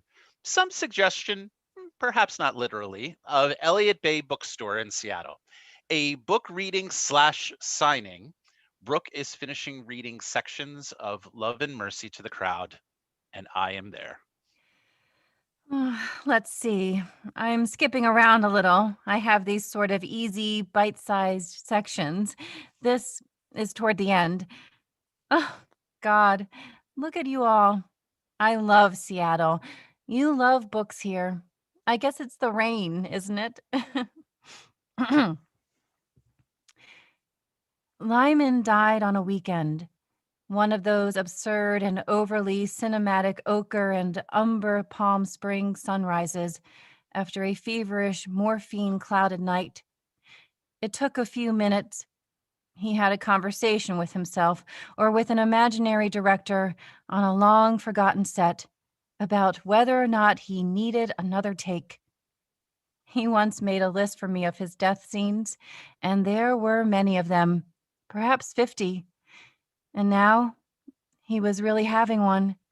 But, of course, dementia deprived him of the real deal. For him, it would only be Hollywood. He was lost to the movies. His first love, I suspect. He insisted that he, in fact, needed another take. In this hallucination of his, my mother and I sat and listened. He could do better, he told the director. He had another take in him. Ever was it thus? And Polly and I sat by the pool, which is what we did best for the rest of her life after I moved in next door. But of course, if you buy the book, if you are gullible enough to buy my book, you can read about that. The fun with her, it actually ended up, we got to know each other in that way when all the men are gone suddenly. And let's see. One little thing here. I marked it, but I seem to have lost all my places. God, people used to ask me when my next book was coming out. I mean, because it had been announced and then it never came out. And anyway, it took a long time to do that thing of stepping away and looking at it all from some distance. Distance is always good. Well, my brother Trip, who is here tonight, Hey there. tells me that I tend to run long, so I'll wrap it up with a little thing about our late brother Henry. Oh, here it is. Henry is showing me a shortcut through the backyards of Bel Air, and he is expert. At 14, tan and stealthy, a subversive, knows where fences have holes in them, knows where there are no fences, knows where trees can be climbed. And he is ahead of me. His long hair, his multicolored jeans flashing between the leaves of lush Bel Air jacaranda trees. And he is beckoning me to follow him. But I am losing him. I am not as fast as he is. I am not as fast, not as brave, not as adventurous, not as easy with neighborhood dogs, not as fearless. And he turns around to wait for me for one moment, while hanging on the branches of a tree over a long white wall that separates the seclusion of Bel Air from Sunset Boulevard. And he can wait no longer. And he drops from the tree on the other side of the wall, and I think, now he is gone. How will I find him? How will I find him?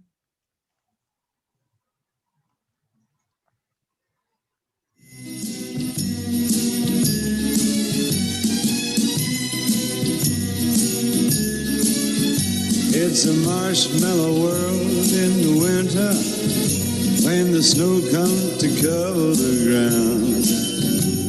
It's time for play. It's a whipped cream day.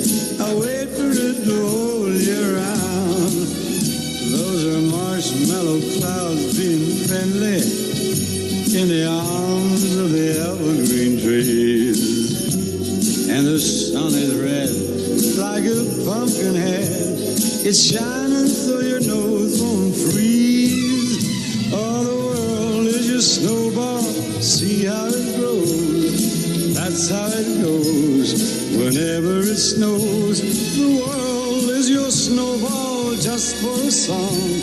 Get out and roll it along. It's a yummy, yummy world made for sweethearts. Take a walk with your favorite girl. It's a sugar day. What if spring is late? In winter, it's a marshmallow world.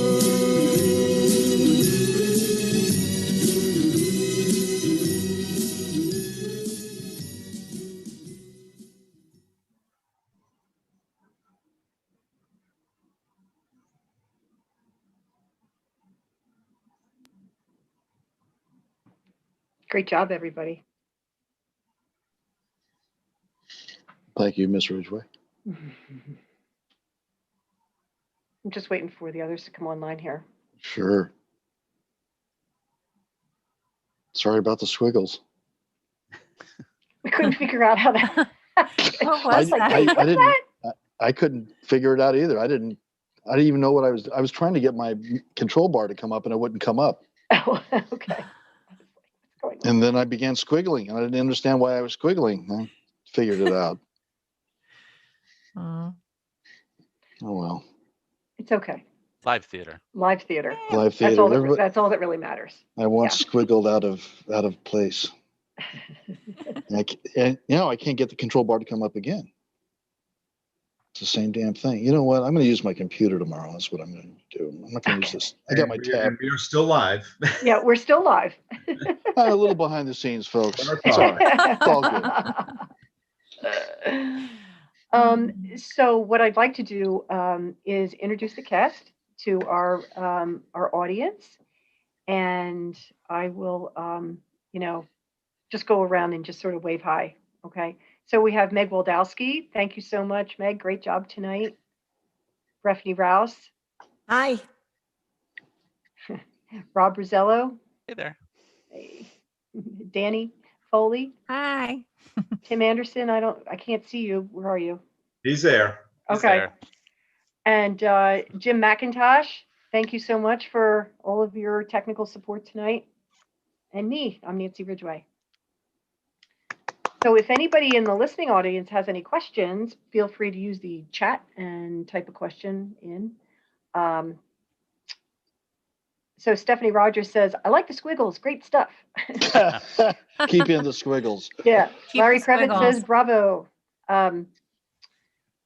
So I guess one of the things that I wanted to convey to the audience is that when we decided to do this show, not every play is going to be okay as a radio play. It just isn't. So we really lucked out with this one because just in listening to it, it really lends itself to just being listened to. Yep. We've read, and when I say we, I mean Rob and I have spent a lot of time in getting ready for the 2021 season. We read a bunch of plays, and some of them, they're great, but they just don't work. You just can't pull it together to do a radio play. Too much visual stuff going on. Yeah, exactly. But this worked out really super well. So I was just thrilled that we were able to do that. Jim, can you see the questions? I can, yes. Okay.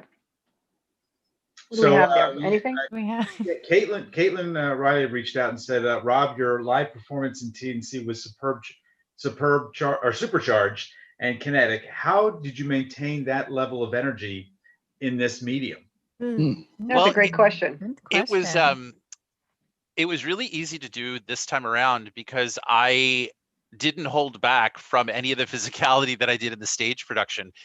If you had seen me, I was doing everything and then some, reacting to the screen, gestures. I embodied the physicality because it added that energy that is Trip.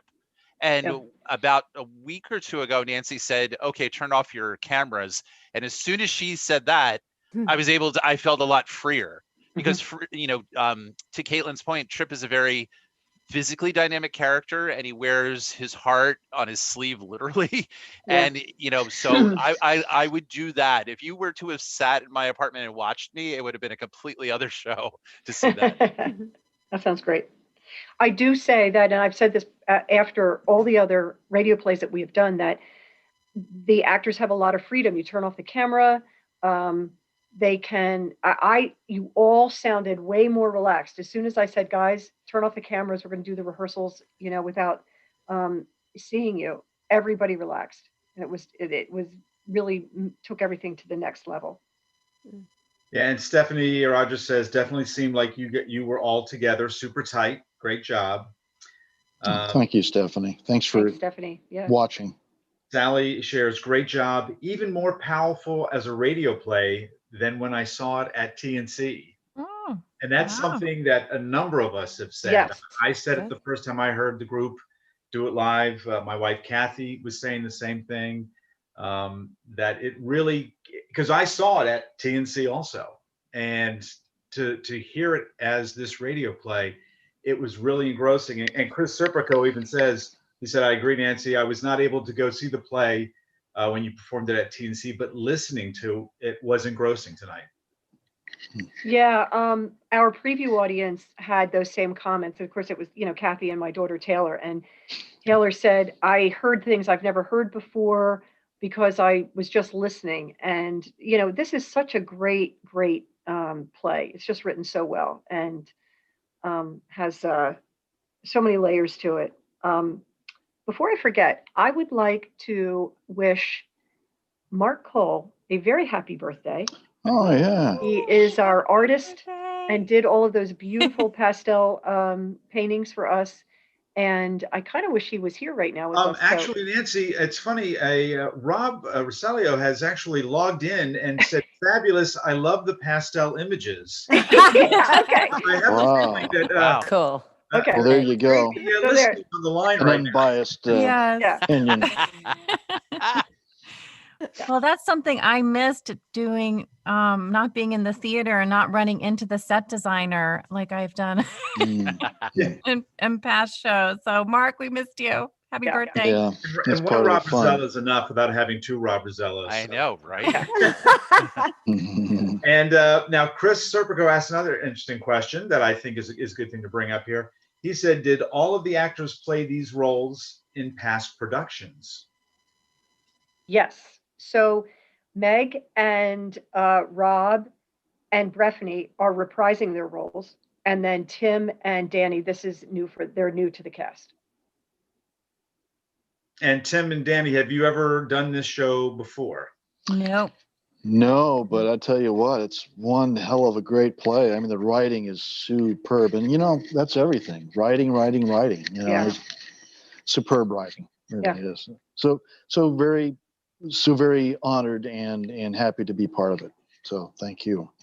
Yeah, I agree what he said. He said. What he said. That's great. Yeah, super. Good. Anything else? Well, it just Rob Rosello has showed up again on the line saying he was playing in his birthday snow. Okay. Which is good because as soon as I saw it was playing in my birthday, I was hoping that the next word was going to be something like snow. So, Yeah, there we go. That's There we go. but that's it online. Okay. All right. Well, with that, I think we're going to say goodnight. It's already 9:45, and this is a longer show than our other shows have been. But thank you to the audience for listening to our show tonight. We have one more performance tomorrow night, and you're all welcome to come back and hear it again if you want, or just tell your friends and family and whoever to please come back. And congratulations to the cast. I'm going to stop the live, but the cast should stay on. And don't forget. So we're just don't saying goodbye forget to the to, listening audience right now. Bye. and Thank don't- you. Bye, folks. thank Bye, guys. Thank you, you. audience. Folks, and don't forget to smash the like button at the bottom of the screen there. There you go. There you Yes. go. Very, very good, Tim. Yes. A little YouTube thing there. Okay.